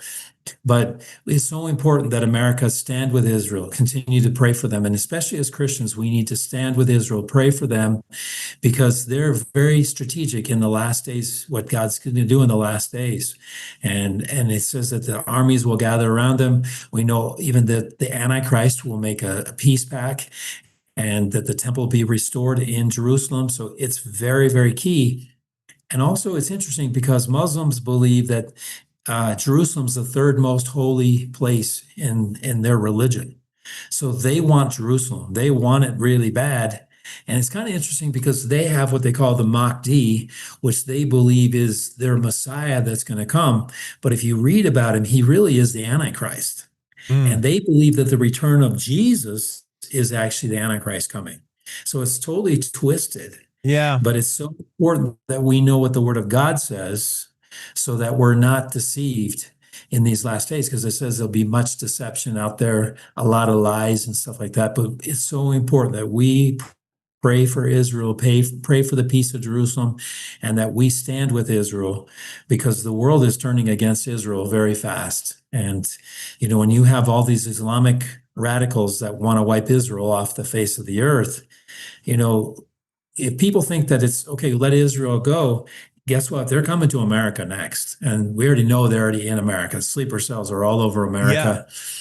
Yeah. And they have no problem killing people. I do want to talk about that. Patrick Klein, director, founder of Vision Beyond Borders. Hey, if you don't want to trust Patrick's word or my word, that's fine. Read it yourself. We're not telling you anything that isn't in a book that's the best-selling book of all time. You can read it there, and they'll put it in your hands at Vision Beyond Borders, whether you're beyond a border or within the border. Patrick, talk about, is there any effort to spread Christianity back into the United States? We see Minnesota, they're building more mosques than they are churches. It's in the U.S. We see on our campuses anti-Semitism shrouded in or cloaked in pro-Palestine, movements. We're seeing our own U.S. folks being kind of brainwashed. Right. So one thing we've been doing, Jake, is we've been getting a lot of Bibles into the prisons down in Texas, Spanish Bibles and English Bibles. Even Chinese Bibles have been given to the Chinese that are in detention centers. And we've been doing a lot with giving out Bibles now to the Native Americans. Even in South Dakota, they've been asking us for Bibles because revival's starting to break out there. They've had 100 Lakota come to faith in Jesus Christ. And they said, we gave them 230 Bibles. He said, could you send us more Bibles? Because everybody on the reservation now wants a Bible. They're hungry to read the truth. And so they're spreading that. And so we're trying to do what we can in America to reach people. But I remember, years ago, I was on the streets in New York, and I was sharing the gospel on the streets, and I came up to a Muslim man. And this Muslim man told me to stop lying to people, that Christianity is not the truth. The Bible is not true. He said, get out of here, get out of here. I said, sir, you're in my country. You're in my country, and we are a Christian country. We're not Islamic. And he just told me shut up, and he threatened to kill me even in my own country. So this is here. This is here. And we've got to stand up to it. And I believe we need to be praying for the Muslims in our country and doing what we can to reach them with the gospel. And so we're working to find ways to reach them in America as well. Well, whatever is going on with conflict between Israel and Iran and the United States involvement as well, and whether that's about nuclear, I mean, it's really about the people. The people are in that country are tired of living under the oppressive regime, and the only hope is found in the Christianity faith and the Bible. And Patrick Klein and his crew, Vision Beyond Borders, are helping spread that good word in Iran. We're talking all about Iran. That's where your efforts have been lately. I appreciate everything you're doing. Find out more at visionbeyondborders.org. Check them out on the internet. Good place to go. Donate some money, because whatever you kick in, that goes to make a Bible. It's like $4 to make a Bible. Yep, $4.24. Well, that'll work for me. That math is mathin' for me. Hey, thanks, Patrick. Thanks, Jake. You bet. Have a great day. God bless. God bless you. Let's get a break in here, and I'll get Jared Petrino in. We'll talk a little bit about sports on campus. University of Wyoming. What are the Pokes doing? Big basketball game coming up today. We'll do that next. In Wyoming, you want news from folks who still shake hands and mean it. You just want the facts. That's why more Wyomingites listen to Cowboy State Daily Radio. News that doesn't bend, twist, or dance around the truth. Crisscrossing the state to cover the news the way you like it, with reporters steps away from the Capitol in Cheyenne and in your hometown. No spin, no corporate suits, no duh. Talking about your state. This is Cowboy State Daily Radio. You're listening to the Cowboy State Daily Radio Network. Who can you turn to for news you can trust? Your local TV and radio broadcasters. You trust us to keep you safe during times of crisis and to deliver the weather, sports, and entertainment you rely on every day. We bring you the facts you need to make decisions that matter. And as misinformation floods social media, you can trust your local stations to deliver the truth. Text TV to 52886 and tell Congress you rely on your local stations for trusted news. You handle the healthcare, we'll handle the marketing. In need of a spark for marketing your medical practice? Loom Studio provides creative and strategic healthcare marketing that illuminates the path to bigger and better experiences for your business and your patients. We specialize in branding and design, social media, website design, SEO and SCM, not to mention content creation, public and media relations, and marketing metrics to ensure you're getting results. If you're looking to increase your patient engagement and retention, enhance your community impact, and streamline your marketing efforts, our team is ready to help you achieve your goals. Contact us today and learn more at loomstudio.com. I'm Chris Jakomick. I served in the United States Air Force and I deployed 3 times. So in 2017, I was serving as an Air Force First Sergeant. Our motto in that role is my job is people, everyone is my business. But unfortunately in that year, I would lose my own brother, Lance Corporal Adam Jakomick, to suicide. The majority of veteran suicides are from guns. I store my weapons securely, not only for myself, but for my family. My service never stops.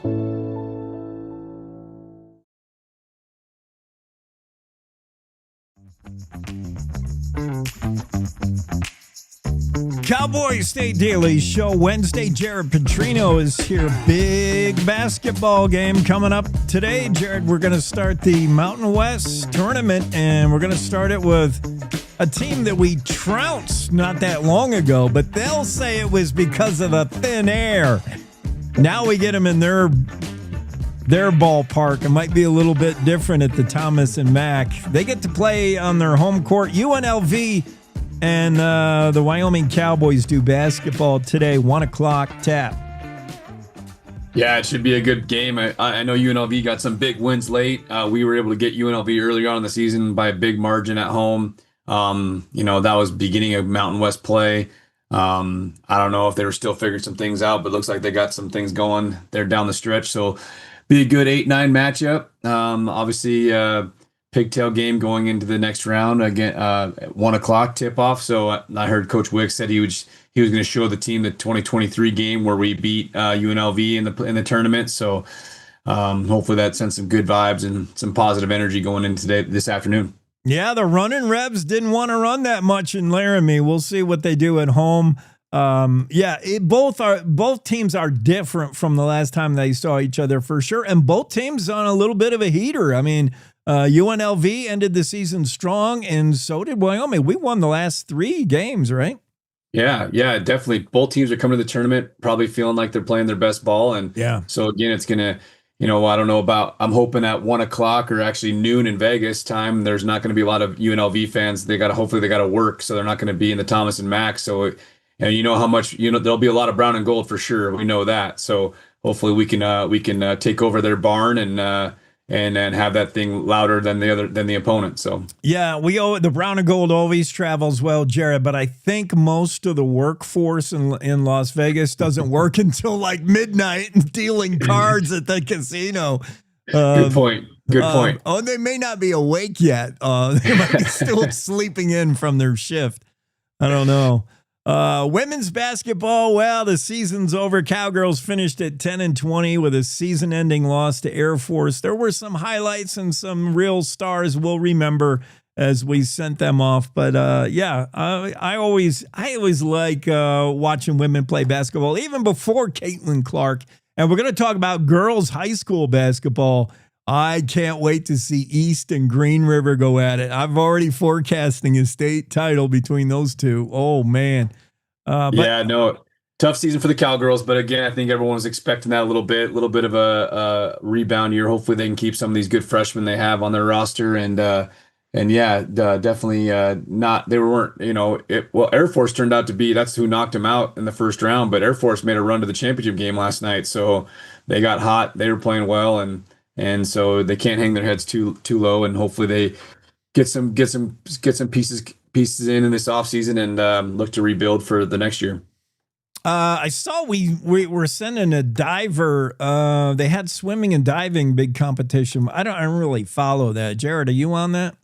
Yeah, we got one that punched his ticket on the 3-meter dive to the NCAA championships. So that's this weekend. So yeah. Okay. And then we got 6 cowboy wrestlers, grapplers in Cleveland, Ohio this weekend. Coach Branch will bring them. Finished 8th in the Big 12. So last week in Tulsa. So, but qualified, I think 4 auto qualifiers and 2 at-large qualifiers. So it'll be good presence of Wyoming guys on up in Cleveland, Ohio this weekend too. Yeah, about the only thing that Polk sports athletes don't do great is golfing, and we only get 1 month to do it really in Wyoming, although this winter maybe more. Yeah, exactly. Well, they got that nice indoor facility down there, so they're definitely allowed to get a lot of balls and a lot of stuff done. But other than that, yes, I think last night they announced that Leland Walker, the point guard for the Pokes, was an honorable mention all Mountain West. So I think maybe they thought they got some snubs. So hopefully some guys got some little chip on their shoulder going in this afternoon as well, going in the tournament. So spring football, spring season, Wyoming signed 41 players for the 2026 season in December during the transfer portal window. 28 returning lettermen. The rest are what I would assume all portal folks. Signees. I mean, some kids committed out of high school and then some through the portal. What is spring ball shaping up to look like? I'm excited for the Pokes, especially offensively. I think we're going to open it up a little more. Yeah, it's going to be interesting to see. I think they have school this week, and then they're on spring break next week, and then I believe the first practice is the following Wednesday. So that would be the 25th. So I think the 25th is the first practice for the spring season. And so, excited to see what's going on. So you hearing a lot of reports of obviously not a lot of reports because everything's shut down and closed, and they're going to wait and see if they might open up a couple scrimmages. But other than that, he's keeping everything tight to the vest. So. All right, Jared, let me ask you a couple crazy questions. You ready? Yep. You're ready for anything. Absolutely. All right, let's say you're building a football team. You're the GM, and I don't mean a fantasy football team. You're building a football team from the ground up, and you're going to do it through the draft or whatever. What are the most important positions you need to address? Let's start on offense. I know you're probably going to say QB first. QBs run the world, man. But what else? I mean, you need a quarterback and you're going to build around him. What else? Do you treasure what the linemen do? Because with no line, no quarterback. A running back. You know, there was a while where certainly the running back was considered an afterthought. Look at the comeback of the running back in the NFL now. Where do you start? Where do you place importance on the offense? I think the biggest thing is on the offense side, well, both sides of the ball, but offensively, I think you got to start from the ball out. So offensive lineman, quarterback, everyone that lines up on the ball, like down the middle and out. So offensive line is the biggest thing. You look at the backs that we've had and the years we've had, we could run the ball.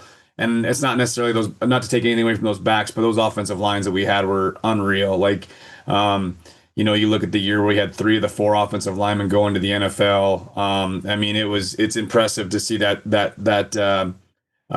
stretch of good offensive line that equaled good run game, play action pass game. So I think that's the biggest thing on offense. Once you get the quarterback established, you gotta have your roots in that offensive line because it allows you to do everything else. Yeah, I like that from the ball out, middle out. It's sort of like hockey. You build your team from the cage out, the goal out. You start with a goaltender. All right, defensively, from that philosophy, Jared, I see you saying a middle linebacker is super important, rather maybe than edge rushers. I don't know. We've seen a strong safety, hard-hitting safety be impactful, be an important piece to a team. Middle linebacker, edge rushers are all treasured now at the NFL level for sure. How are you going to build your defense? Who's most important? Where do you want to start? I think schematically, when you're a 4-down team like Wyoming is, you're definitely defensive tackle and corner. Yeah. Defensive tackle and corner are the 2 biggest, where you're going to invest a lot of your money. DNs are great, don't get me wrong. But I think D tackles, you can't have enough of them. They make everything easier for a defensive coordinator and a play caller and a secondary. When they can't run the ball and become one-dimensional, and you're able to get a bunch of guys circling through there where there's not a big drop off. You just handcuff offenses when they can't block your inside guys, because every play is designed to block somebody or block those guys, but when they can't block them, it's and then if you can't get any guys open, it's just those are the 2 positions that especially now you look at the portal and the price tag on kids, you can't get a kid the starting number for positions at defensive tackle and corner are very, very high. It all comes back to those X's and O's for coach-minded guys like Jared Petrino, man. If you can't block people, and every once in a while you'll hear a color analyst, just stop talking about a wide receiver's drama and his social media and his ability to make one-handed catches. They'll be like, the game comes down to putting a hat on a hat, and you gotta win that one-on-one block. Right. Wise words. Your advice, by the way, has translated through to my wife, who the other day we were doing a basketball game. I do play-by-play and she does coloring and camera. We were doing a high school basketball game. And she said, the Bronx boys basketball team has always struggled with that middle 8. They've never closed the half well. And I'm like, where did you hear that? She's like, I heard Jared Petrino say that. Son of a gun. Yep. No, it's huge. That middle 8 it's huge. It's how you close a half and how you start a half. Everyone's going to come out the game all fired up. It's how you close the half and how you start the next half. So. But. Treasured words from Jared Petrino. One last thing. I don't know if you saw this. I thought it was kind of cute. It is the classic meet cute in basketball. Did you see the Gonzaga player fall into the cheerleader? It was so good. I don't know why I like that, but it was so funny. The funny part was it looked like he was about to go back and actually start more of a conversation. Actually, Graham Ike, who we know, pulled him away. He had to pull him away. Yeah, that's what I know now. He looked like he was going to shoot his shot. I don't blame him for staying there for a moment. She's like, get off me. But yeah, I got to share that. It is the meat cute of basketball. This is a Gonzaga player. Who is this kid? I don't It's know. an international guy. I think he's an international guy. Might have been an Aussie. I'm not 100% sure. Yeah. Number 17 was his jersey number. I know that. But I couldn't tell you his name. But he fell right in there. And EK had to pull him and say, "Hey, you got to go shoot your free throws here, man. Let's stop worrying about this." So Yeah. Don't get too friendly with Oregon, and can focus on basketball. But yeah, for a moment, I was right there with him. Who could blame him? That's a soft place to fall. Let's say on the hardwood. Jared, thanks for coming on. Have a great Wednesday. Absolutely, thanks, Jake. We'll see you. Cowboy State Daily Show moving along on a Wednesday. Next hour, we got more excitement for you, more guests. Dominic Bravo will be here, and we'll talk all about tourism in Wyoming and how it's really boosted the economy. Tourism, Dominic's the new head of our whole tourism operation. You read Diane Schober rode off into the sunset. Bravo, Diane. Bravo, Dominic, the new executive director of the Wyoming Office of Tourism. He joins us first thing next hour, and we'll talk about visitation in the Cowboy State. Hey, thanks for making us a part of your day. I hope you're watching us on our YouTube channel while you're there. Don't forget to like, subscribe. Maybe you're catching us on Facebook Live, X Live, or on the homepage, cowboystatedaily.com. Also heard it radio stations around the state in syndication. That'd be great if you were listening to us there, or you can run it back when you're ready. We fit into your plans. We come to you. Wherever you find your favorite podcast, download any of the podcasts. So many ways to join us, and we're glad to have you here on the Cowboy State Daily Show with Jake. Time for news. We'll do that now. It's time to take a look at what's happening around Wyoming. From the Cowboy State Daily News Center, I'm Mac Watson. A Wyoming judge rejected a new DHS policy that detains immigrants who've been living in the United States consistently during their immigration proceedings. Cowboy State Daily's Claire McFarland reports that the judge also ordered a bond hearing for a detained immigrant trucker who is now free while his case continues. This is just the latest in a wave of judges saying no Trump, this longstanding federal law that has applied to people who are already in the country has guaranteed that they can get a bond hearing, right? Whereas the Trump administration is saying, look, even if you're established here, we want to detain you. We don't want to give you a bond hearing. We want to detain you. This was not Judge Skavdal's first time adhering to the older reading of the federal immigration law. Back in November, he ruled that an illegal immigrant who's been living in the United States for 20 years doesn't fall under the detention mandate the federal government historically applied to people who just arrived into the country. The Laramie County Sheriff's Office says a teen is in custody after a 41-year-old woman was shot in the back of her head on Friday. Cowboy State Daily's Greg Johnson reports that the woman was life-flighted to a Colorado hospital where she died. The Laramie County Sheriff's Office put out information on Tuesday about a shooting that happened Friday. It doesn't say how many times she was shot, but that this juvenile was taken into custody at the scene. There's no word yet on whether this teen is going to be charged as a juvenile, as an adult. But until that decision is made, it's treated as a juvenile. They're also not releasing the name of the woman who was shot because that could potentially ID the juvenile in this case. The sheriff's office reports that the investigation remains active and further details regarding charges or the identity of the involved parties are being withheld at this time. I'll be back with more news from the Cowboy State Daily News Center right after this.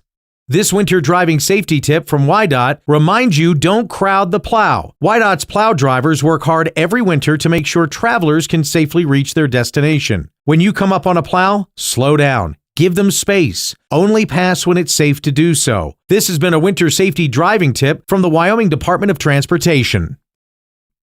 My name is Joanne, and I'm a mom of 6 here in Casper, Wyoming. When you raise a family here, you don't just think about today, you think about the future, where your kids will build their lives and where your grandkids might grow up. What worries me is that my kids will have to leave Wyoming to find good, high-paying jobs. That's why Build Wyoming matters to me. Data center jobs are high-quality, high-paying jobs, the kind that give families a real reason to stay and build a future here. Give our kids and grandkids a reason to stay, and they will. Build Wyoming with Prometheus Hyperscale. Go to buildwyoming.com. Cowboy State Daily News continues now. Noting the Trump administration backed his decision, Governor Mark Gordon on Tuesday vetoed the Second Amendment Protection Act. Cowboy State Daily's Claire McFarland reports the bill would penalize Wyoming agencies that help with federal gun enforcement operations. Pretty much all Wyoming law enforcement and the Trump administration's acting ICE director do not like this bill. And so what local law enforcement are saying is they could be caught in the crossfire of vague remedies, whereas the gun lobby is saying this is making sure that local law enforcement stands against federal law enforcement when it comes to an issue of our gun rights. Gordon had a letter from the acting director of ICE saying this could chill other lawful operations and collaborations between state and federal law enforcement. Senate File 101 would have imposed a $50,000 civil penalty on Wyoming police agencies that help with federal gun crime enforcement operations against law-abiding citizens. All 23 sheriffs opposed it. The first official sighting of a grizzly in Yellowstone has been confirmed. Cowboy State Daily's Jimmy Orr reports that park officials say the male bear was, not surprisingly, eating. The first grizzly is usually spotted in northern Yellowstone in early March, and where the grizzly was spotted is not a surprise either because he was feasting on a bison carcass. A grizzly was spotted by a photographer on January 26. But it doesn't count. Why? Because there's got to be a Yellowstone spotting. And so they spotted this one. This one counts. The earlier one didn't. Now, despite an abnormally warm winter across Wyoming, Yellowstone's first official grizzly sighting isn't abnormally early. It falls right within the window of when biologists expect and typically do see big Bruins emerging from hibernation to voraciously find and feast on whatever food they can find. And that's today's news. Get your free digital subscription to Wyoming's only statewide newspaper by hitting that daily newsletter button at cowboystatedaily.com. I'm Mac Watson for Cowboy State Daily. No young person should ever have to worry about having a safe place to sleep at night, or a warm meal to eat, or whether anyone cares about them. But the reality is, 1 in 10 young adults will experience a form of homelessness this year. But the good news is, there's an organization making a big difference. Covenant House. For over 50 years, Covenant House has been helping youth in crisis and giving them the support and the tools they need to succeed in life. I have no words to express how Covenant House changed my life. They just really genuinely just wanted to help me succeed, and I'm succeeding. When youth who are experiencing homelessness have a hot meal, a safe place to sleep, and love, most of all love, they can overcome heartbreaking challenges, and their lives are transformed. Covenant House is changing the lives of young people in cities across America. To learn more, go to covenanthouse.org today. Thank you for caring.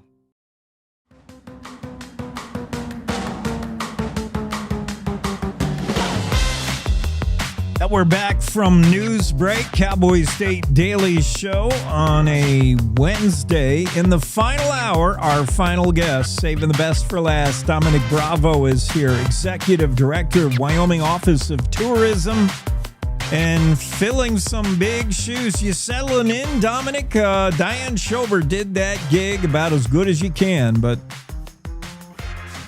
Definitely. Thanks for having me on the show. And obviously, Diane is an icon. She's amazing.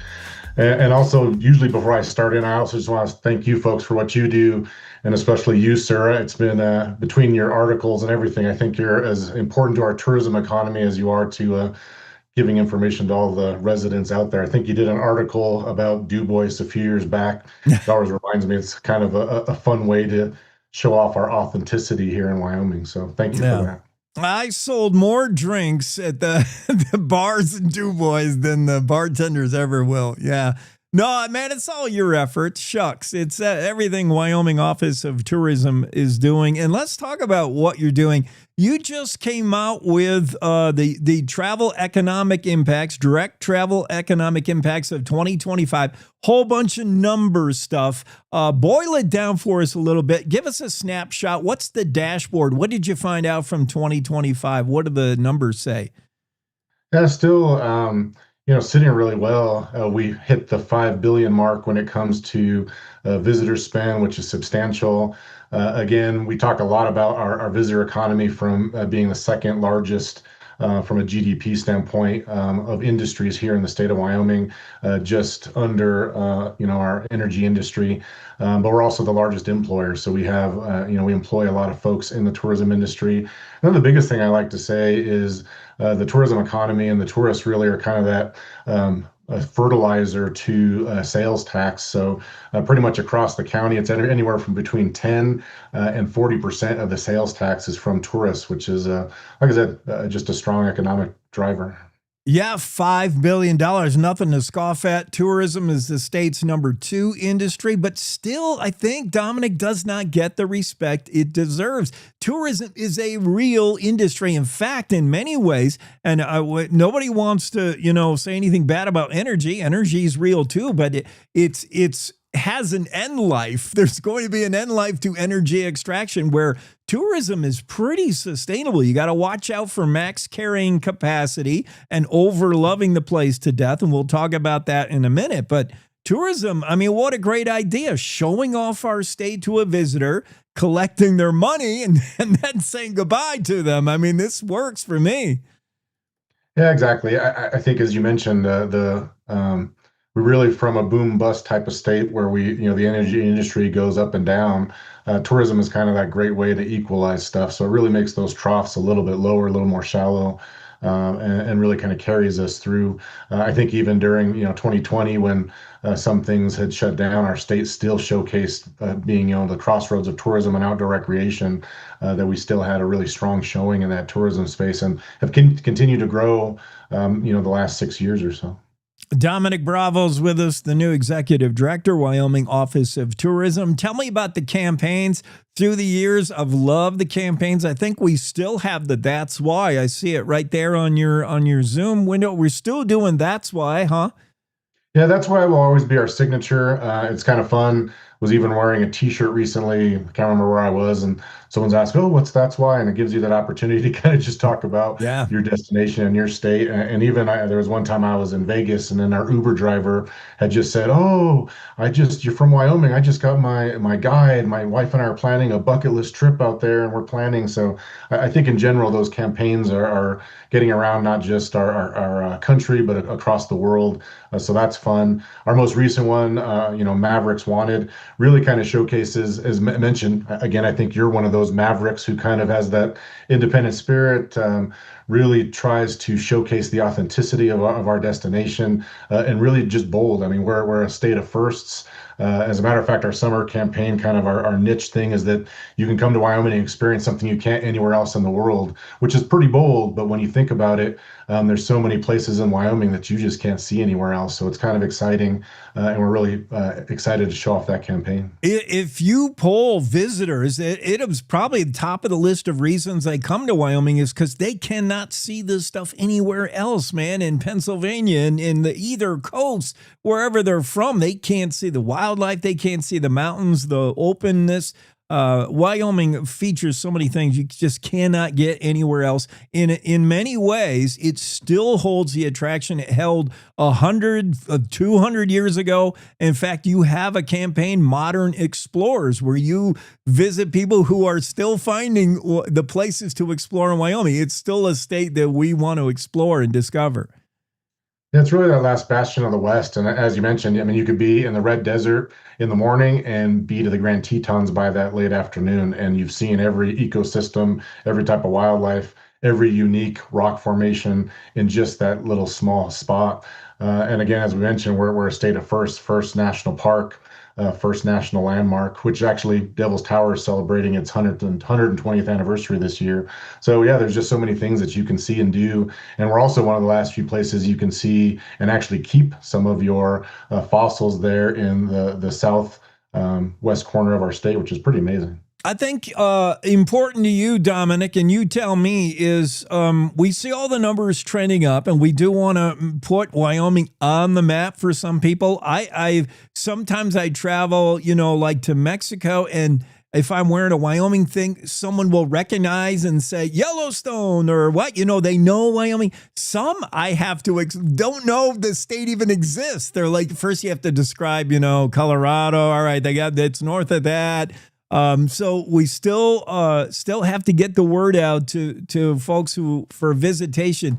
But tell me about the efforts of connecting the visitor with local economies. I think it's important when people first set foot in the states, in this state, we direct them to our national parks for sure, our state parks, all the attractions, the scenery, but we want to connect them with local businesses. Here's where to spend your money.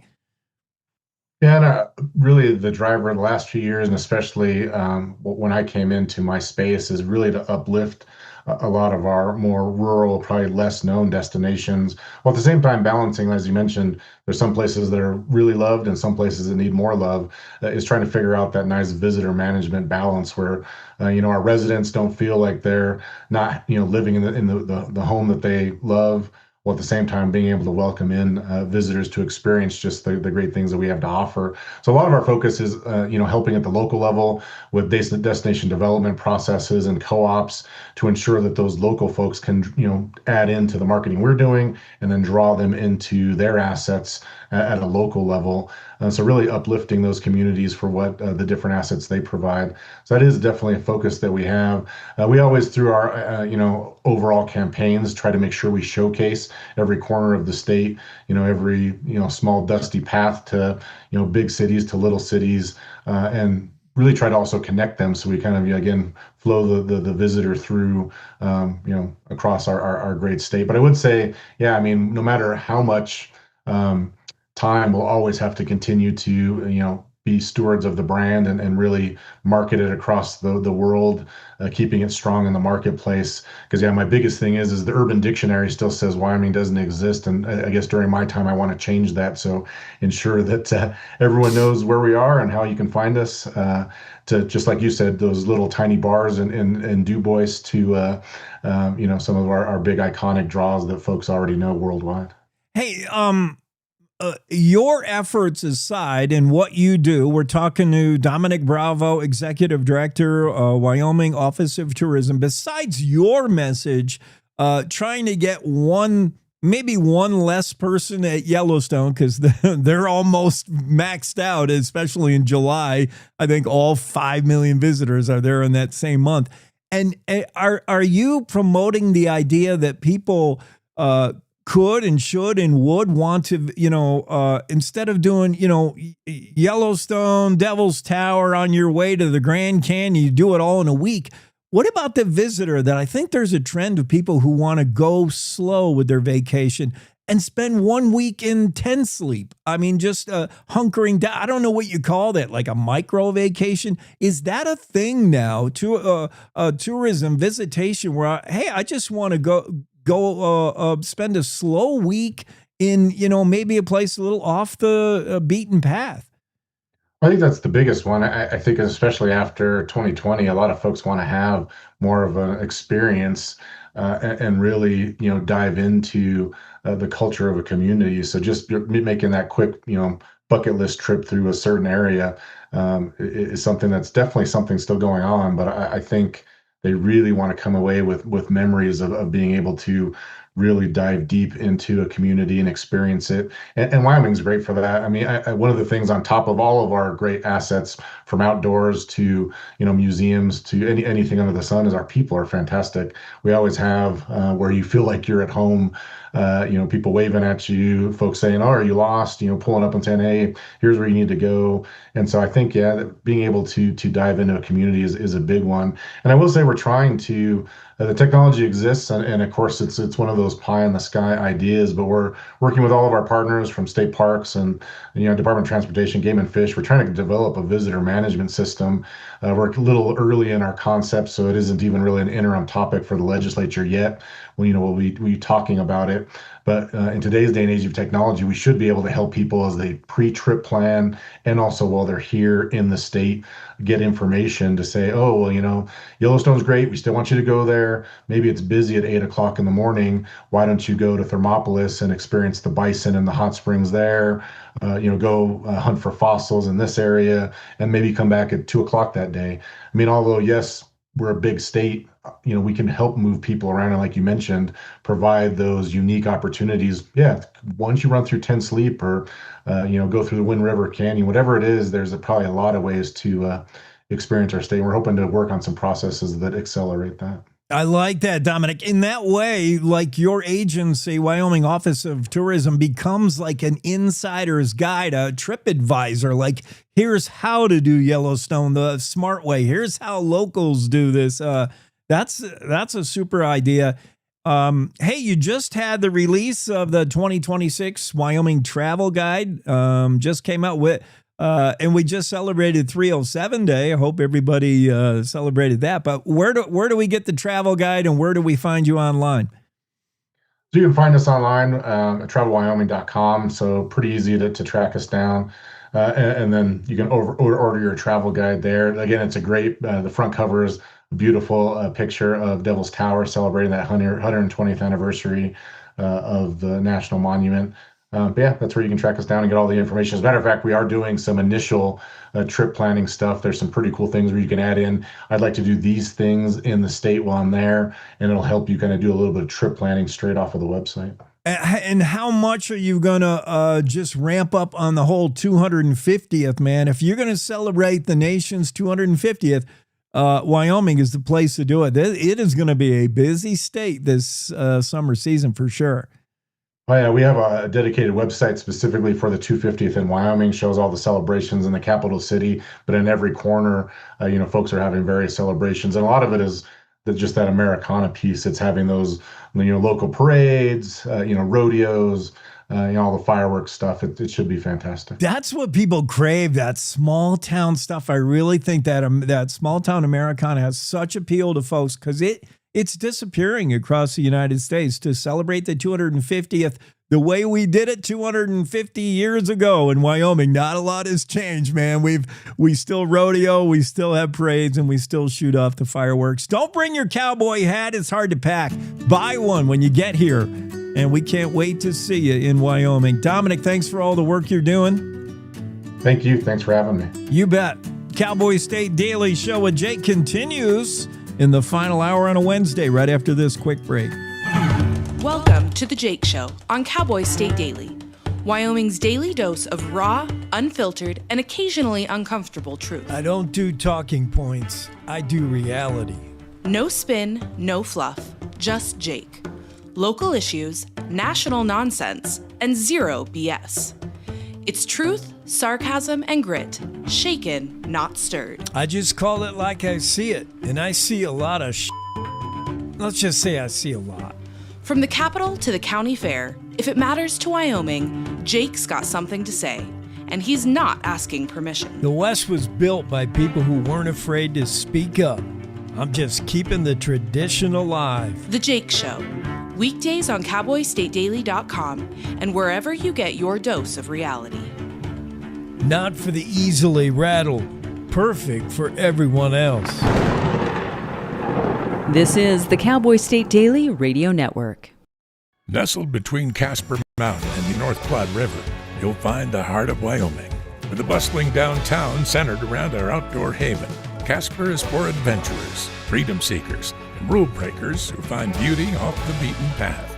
So if touchable history, a vibrant community, and uninterrupted outdoor recreation define your travel itinerary, allow us to welcome you to the one and only Casper, Wyoming.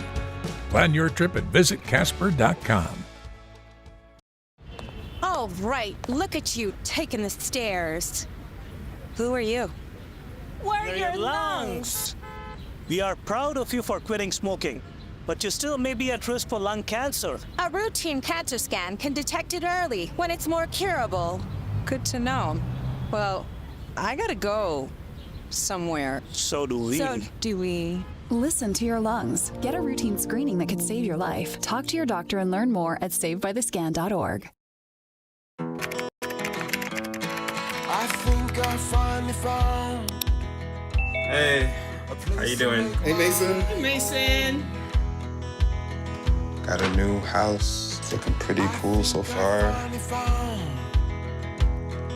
A place that I call home.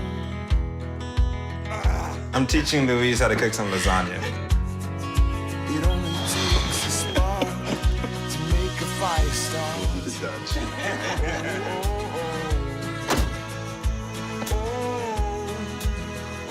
Thank you. Study, please.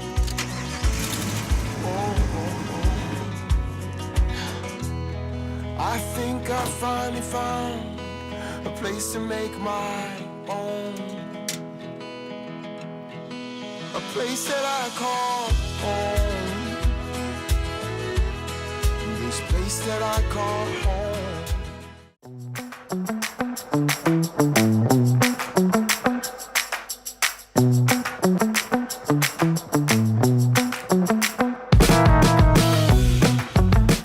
Welcome back, Cowboy State Daily Show with Jake.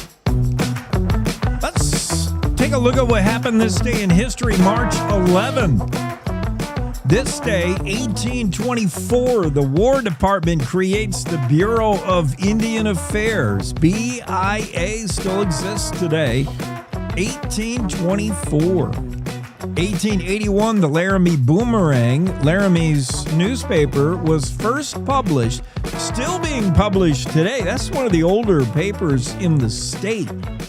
The first edition ever of the Laramie Boomerang, hot off the press on this day, 1881. March 11th, 1883, a true bad guy, Alfred Packer, was arrested near Fort Fetterman, Wyoming. Packer was called in history the Colorado Cannibal, among other monikers. He was a self-proclaimed survivalist. He was a gold prospector back in the 1800s, mid-1800s, born in 1842. His arrest on this day in history in Fort Fetterman, 1883, was for suspected cannibalism, killing and eating his fellow miners. He was in the Colorado mountains. They were wintering over a gold-seeking expedition over the winter of 1873, 1874. Packer denied the charges at first, but ultimately confessed. Note how long it took to arrest him. Arrested on this day near Fort Fetterman, Wyoming, 1883, for killing and eating his fellow gold miners 10 years prior. Boy, he lived on some borrowed time, man. Just grow. We don't have it is not our intent to go deep into Alfred Packard, but if you wanted to search him up on the interwebs, you can learn about a true gruesome guy. 1887, this day, Calamity Jane is reported in town by a Cheyenne newspaper, probably a page 6 news item. A Calamity Jane sighting, 1887, Cheyenne. The blizzard of 1888, probably the worst blizzard Wyoming has seen. We've had some good ones, 1949, 1888 was among some of the top, especially for a spring blizzard, resulted in deaths across all northeastern United States. It began in earnest on this day in history, 1888. 1888 as well, Sheridan County was first organized. Happy birthday, Sheridan County, or happy anniversary. 1941, on this day, President Roosevelt signs the Lend-Lease Act. It was an act to promote the defense of the United States 1942, General Douglas MacArthur left the Philippines, headed for Australia. In 1973, on this day, FBI officer shot and killed at Wounded Knee, South Dakota. And then the whole Remember Wounded Knee movement. Remember that? South Dakota, kind of Wounded Knee 2.0 happened not that long ago. 2005, Wyoming's largest movie theater opened in Cheyenne. 2005. This day in 2019, cold weather drew down propane supplies to such an extent that Governor Gordon declared a state of emergency. It allowed propane delivery drivers to exceed the normally allotted number of hours on the road. Same measure was also taken by neighboring states. 2019, I remember that so cold that people were running out, their propane tanks were empty. You had to have the heat on like 24/7 maxed. And it was a situation. 2020, this day, President Trump addressed the nation on the coronavirus pandemic. Oh, I'm glad we have that behind us, sort of. 2020, March 11th, President Trump addressing the nation on the whole COVID situation. All these things happen on this day in history, March 11. Let's rodeo with our friends at the Western Ag Network. Will, what's happening? It's the Rodeo Road Show on the Western Ag Network. Hi, everybody. Will Rasmussen here. Good to have you along. We're going to take a look at what's going on in the world of professional rodeo, where the hot spots are in the PRCA. Of course, Rodeo Houston is continuing down there in southern Texas. We'll take a look at the entire schedule on the Road Show when we come back. Stay close. Two legacies, one standard. Green Mountain Angus and Rooney Angus invite you to their spring production sale Friday, March 13th, 1 o'clock at Pay's in Billings, Montana. Selling 100 yearling bulls and 38 aged advantage bulls, including a strong set of heifer bulls, all developed for real-world conditions with longevity, maternal strength, and performance in mind. Bulls sell with genetic enhanced EPDs and are PAP tested. Join on March 7th for the open house in White Sulphur Springs. For all the details, visit RooneyAngus.com. Sale season's here again, and there are a lot of black-hided Angus bulls on the market, but not all of them are registered. Why take the risk? Don't gamble on unproven genetics. Invest wisely with registered, powered by Angus bulls. Backed by the power of the American Angus Association and 80 million data points, registered Angus bulls give you the confidence in your buying decisions. Don't buy an imposter. Look for the registration number. Buy the power. Buy registered Angus bulls. We've talked about this before on the Rodeo Road Show. Not as many rodeos going on as there are during the summer run, say between the 1st June and Labor Day, but still some big money rodeos going on that really have an effect on the world standings.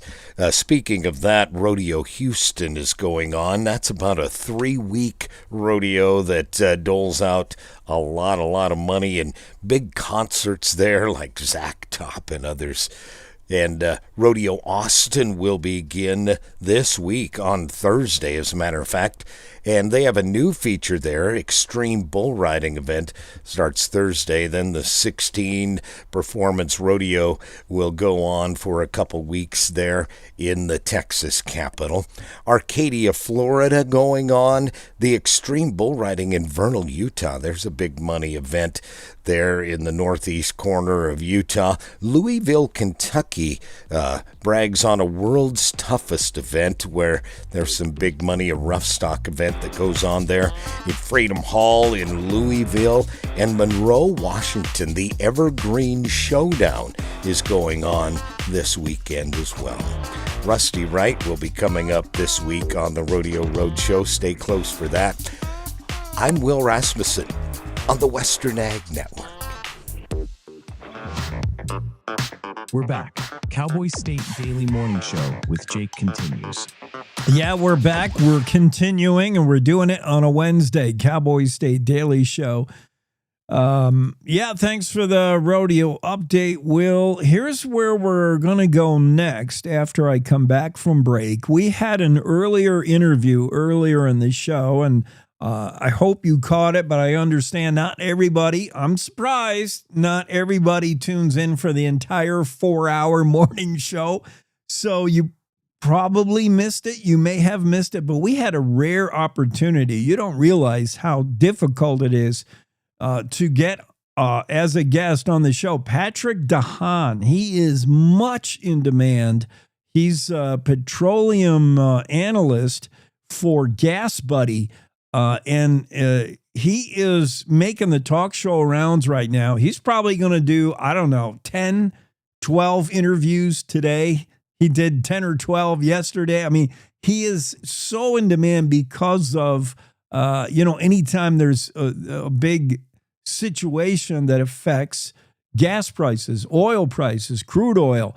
Obviously, that's the Iranian conflict right now, the ongoing conflict between Israel and Iran, with the United States involved as well. What that has done to the price of crude oil, what that has done to the price of the pump when you go to fill up. Patrick DeHaan puts it all in perspective.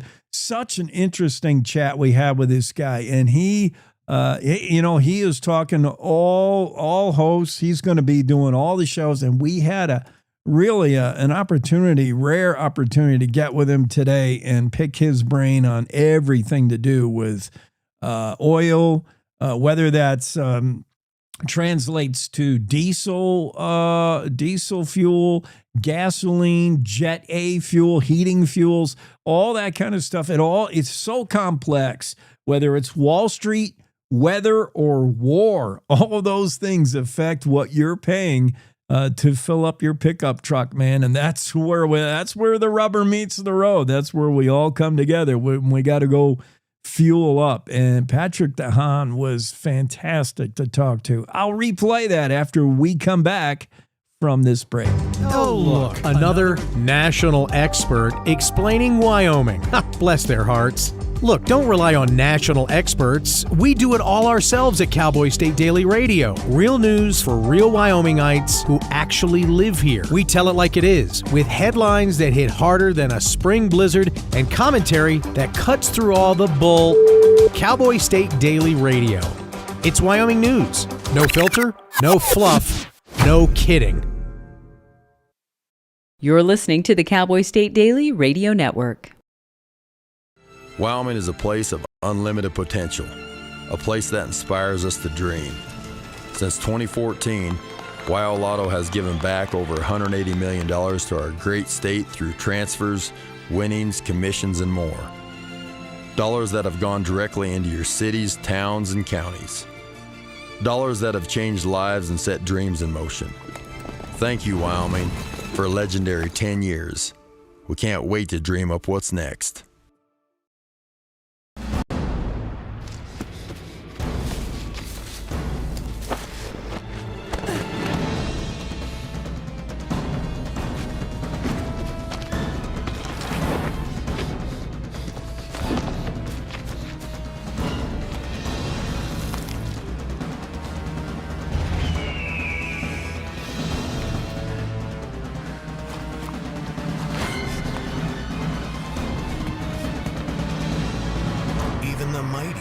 Not see it coming. It's prediabetes, and it captures 1 in 3 adults. You may not even know you have it, but you can escape. Take the 1-minute prediabetes risk test to know where you stand. With early diagnosis, you can change the outcome and prevent or delay type 2 diabetes. Be your own hero on smartphones everywhere at doihaveprediabetes.org. Whether it's our stories, the warmth of our laugh, or our family's secret sauce, we all bring something different to the table. So make some space. The power of connection is waiting right outside your comfort zone.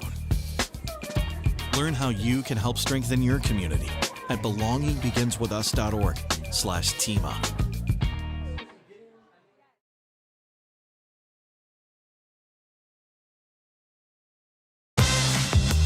Cowboy State Daily Show with Jake rolling along on a Wednesday, and we are so fortunate to have this guy with us. Probably the most in-demand analyst guest on every talk show right now. Patrick DeHaan's been making the circle. I just saw you on CBS the other day, Patrick.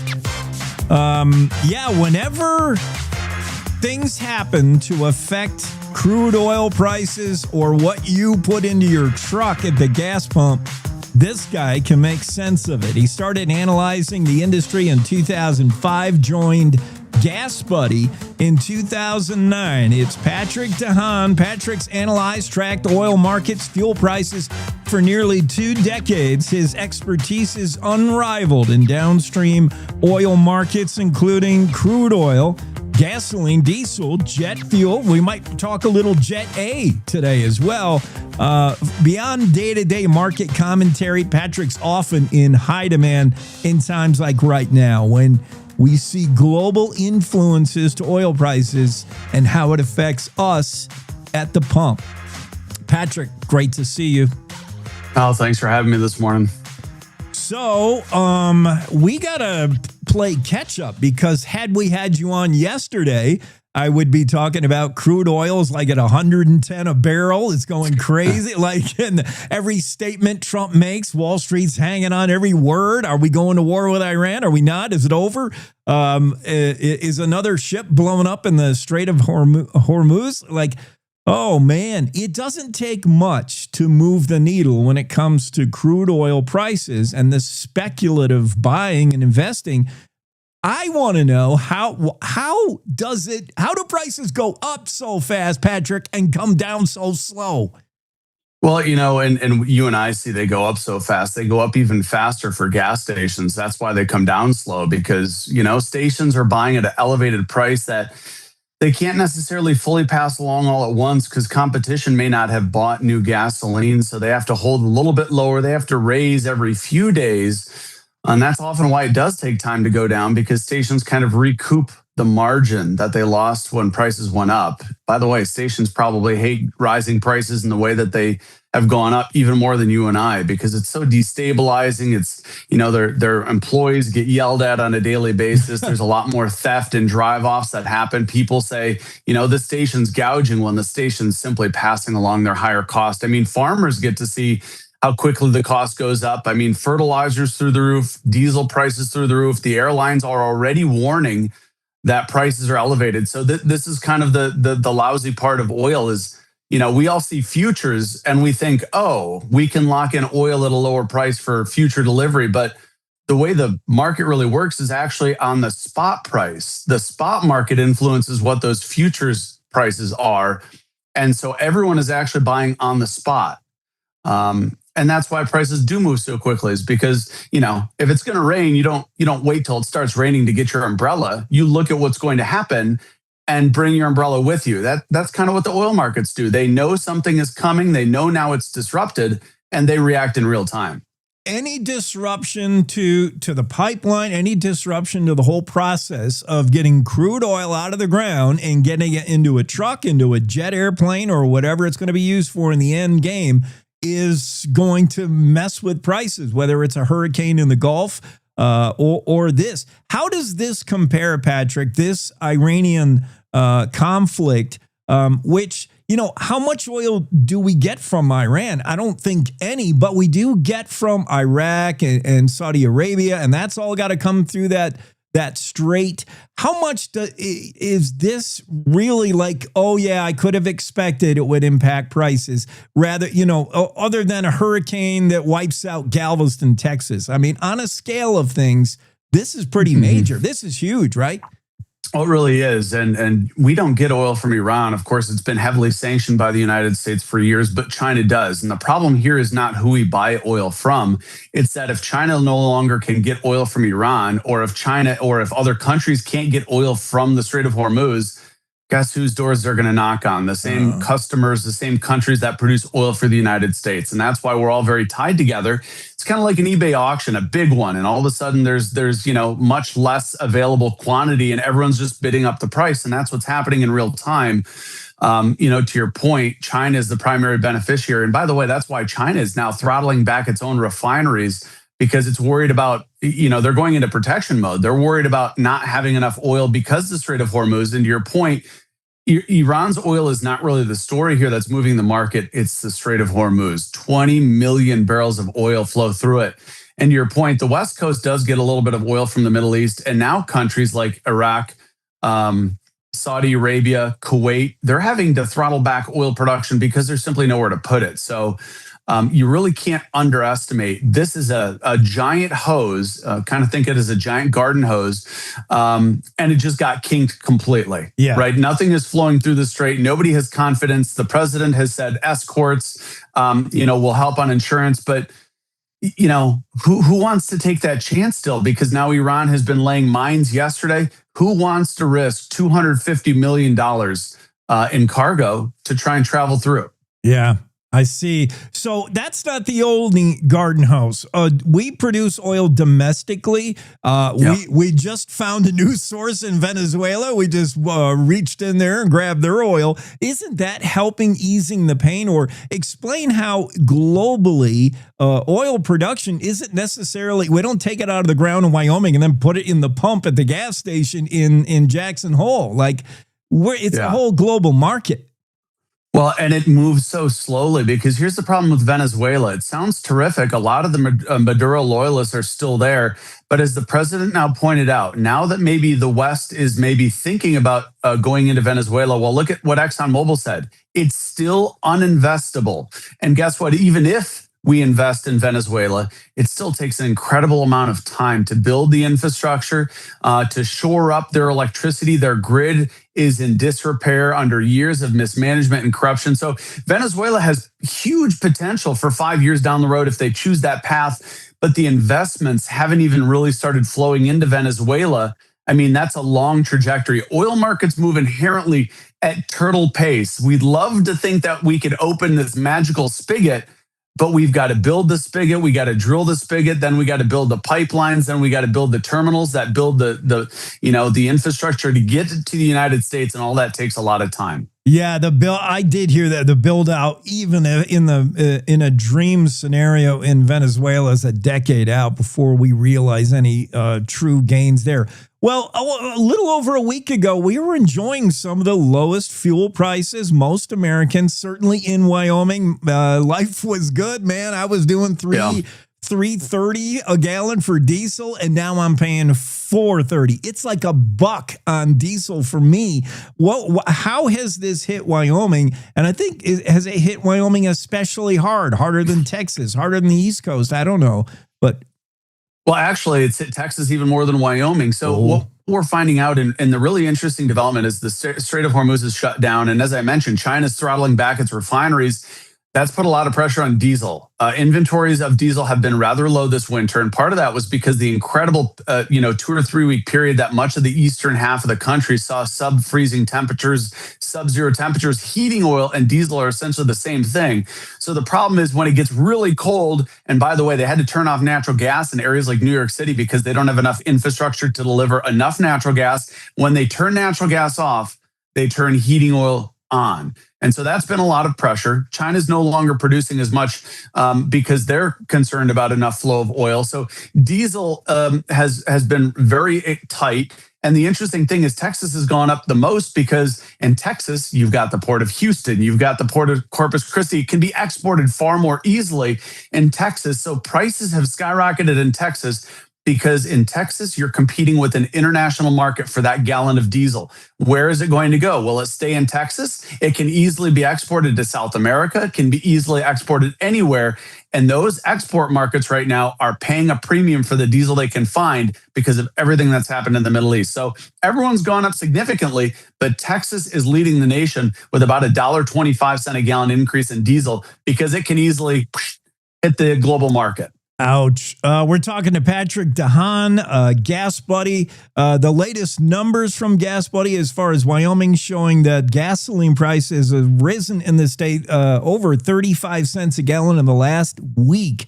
494 stations surveyed in the state of Wyoming. Prices are up. We all know it. We all see it. I'm glad you mentioned that about diesel. I always heard that it was tied to heating oil. It's essentially the same fuel source, and it's the reason why we see a little bit of a spike in diesel here in Wyoming in winter. You think all fluctuation in price at the pump has to do with demand, but not necessarily. We may be driving less in winter, but it is tied to the heating costs. What about gasoline? And what about the processing? Refining diesel, I understood, took less time and less effort and maybe less money. You could turn out diesel all day long, but gas takes a lot of work. Yet you see diesel prices move around more than gas, really. What is the difference between those two fuels? Yeah, in 2006, there was a turning point. Diesel used to be far dirtier than gasoline. For a period of 15 years, diesel had less sulfur now than gasoline does. And that's a huge turning point. Back in 2006, the nation's specification for diesel changed to ultra low sulfur. At the time, everyone was worried, is this going to ruin my vehicle? Because ultra low sulfur, it doesn't lubricate the same. And so that became a turning point. Removing sulfur from fuel is incredibly expensive. And by the way, diesel is a little bit different fuel. It drives the economy. So its supply and demand is a bit different than that of gasoline. And gasoline, light sweet crude oil produces a lot of gasoline. And that's what we have a lot of in this country is light sweet crude oil. This is why Venezuela could be a turning point. There's a lot of extremely heavy oil in Venezuela. That oil will produce a lot more diesel. But diesel generally has required far more refining to do ever since that 2006 specification change that required less sulfur. Well, that might be a little in the weeds for some people, but I'm always interested in diesel because that's what I got to put in my truck. Patrick DeHaan is with us. A couple more things, Patrick, while we have you. What about these oil reserves, so-called oil? Don't we have a whole mess of oil sitting around in caves in Arizona or something? If we tap the oil reserves whenever we're in trouble, is there such a thing, and could that make any kind of a difference? What does that mean, the oil reserve? There's about 400 million barrels of oil sitting down in Texas and Louisiana, as you mentioned, the nation's strategic petroleum reserve. There's talk about a coordinated global effort to release oil. But the question is it going to be enough? How quickly can they release it? Because the Strait of Hormuz, 20 million barrels a day passes through it. It's not the amount of oil that's going to be released by this coordinated effort. It's how much can they put on the market on a global basis to potentially rival, what the Strait of Hormuz carries on a daily basis.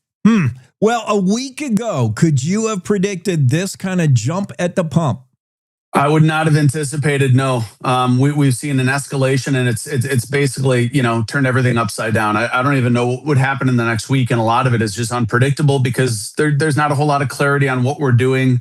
To mitigate the risk. And that's the biggest calculus is how can the risk be mitigated? We haven't heard much about that. We've heard about Navy escorts that haven't really materialized. And again, no ship still wants to take that risk right now. So how can we build confidence in vessels transiting the Strait of Hormuz? We're not even closer to that today as the Iranians were putting mines in the strait yesterday. The 3 W's that drive your prices to the pump, the reason that sometimes they just leave the tall ladder there where they change the signs of the gas station, it's just sitting there because they got to change the numbers every morning.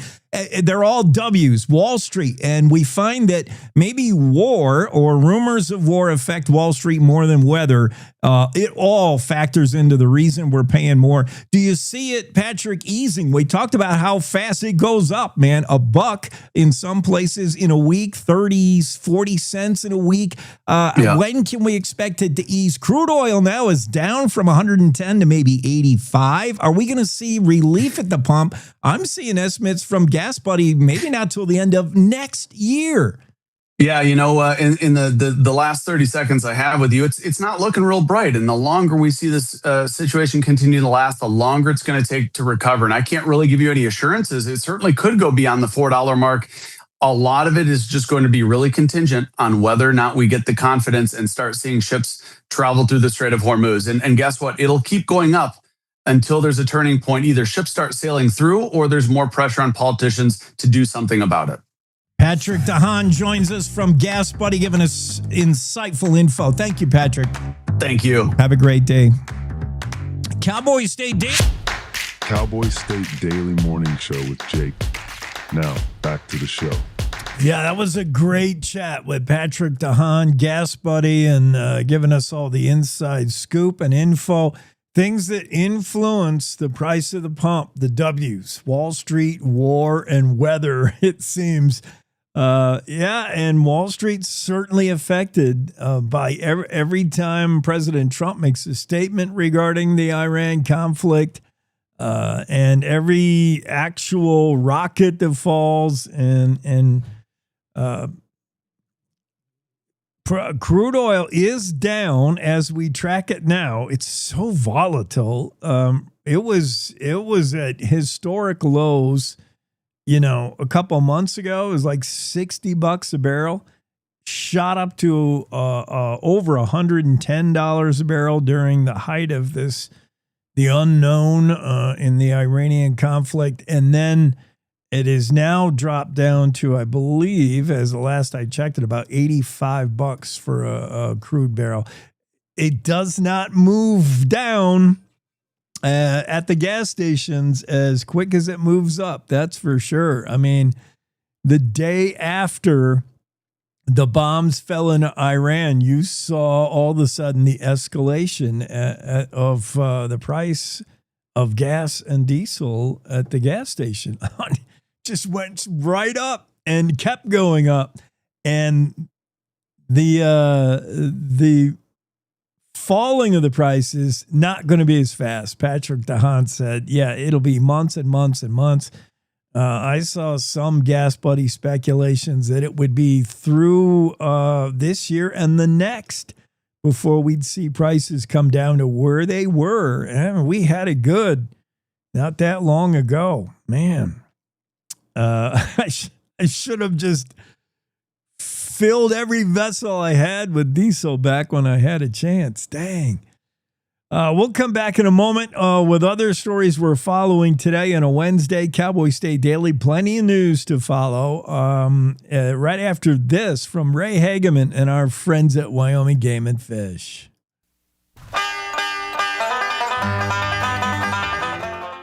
A look at one of Wyoming's most colorful cutthroat trout species, the Colorado River cutthroat trout. This is the Wyoming Outdoorsman. I'm Ray Hageman.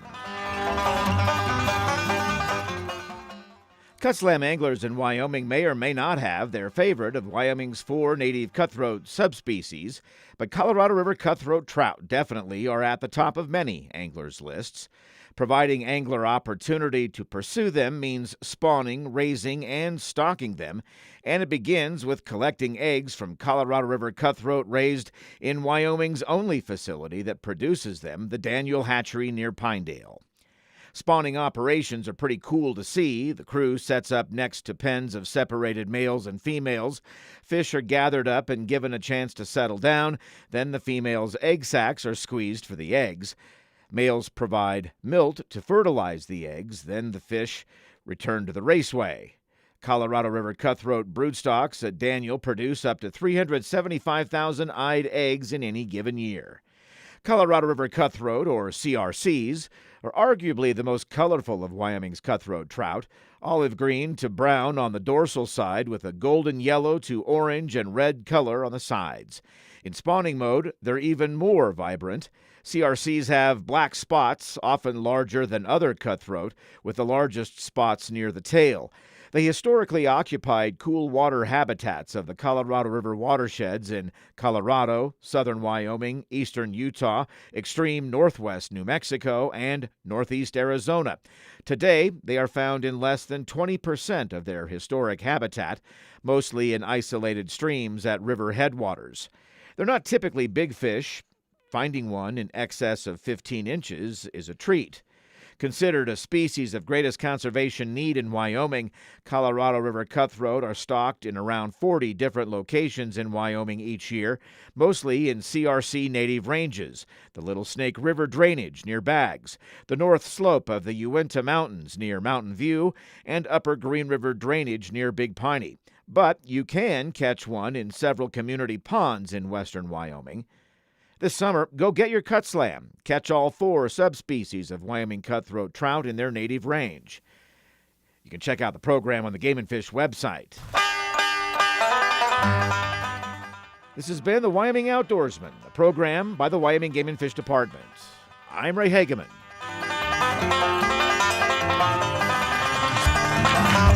Back to the studio. Cowboy State Daily Morning Show with Jake continues. It's been a great morning, action-packed morning. We've talked to a whole bunch of folks, and still some news we have yet to hit on. I did want to mention and talk about this Greg Johnson story, where another one of those news stories that has more questions than answers. A teen is in custody after a woman was shot in the back of the head. This happened in just south of Cheyenne. That would be the Laramie County Sheriff's Office purview, and we don't know much. The teen, until the teen is tried as an adult, and you would imagine that would be the case eventually, but for now, not. Until then, the teen is a minor and cannot be named in news. And because the victim, a 41-year-old woman, if releasing her identity would lead to anybody being able to connect the dots with the teen, supposedly, that we also don't know her identity. The 41-year-old woman was life-flighted transported to Cheyenne Regional Medical Center, life-flighted to UC Health in Fort Collins, Colorado, and eventually died from her injuries, according to Brandon Warner with the Laramie County Sheriff's Office. We do not know who the woman is, but I would speculate if we were to learn her identity, that would lead us to the teen's identity. I have to think there's a familial relationship there, a mom and the son or something like that. But yeah, still don't know a lot of answers. Greg Johnson is staying on top of this story.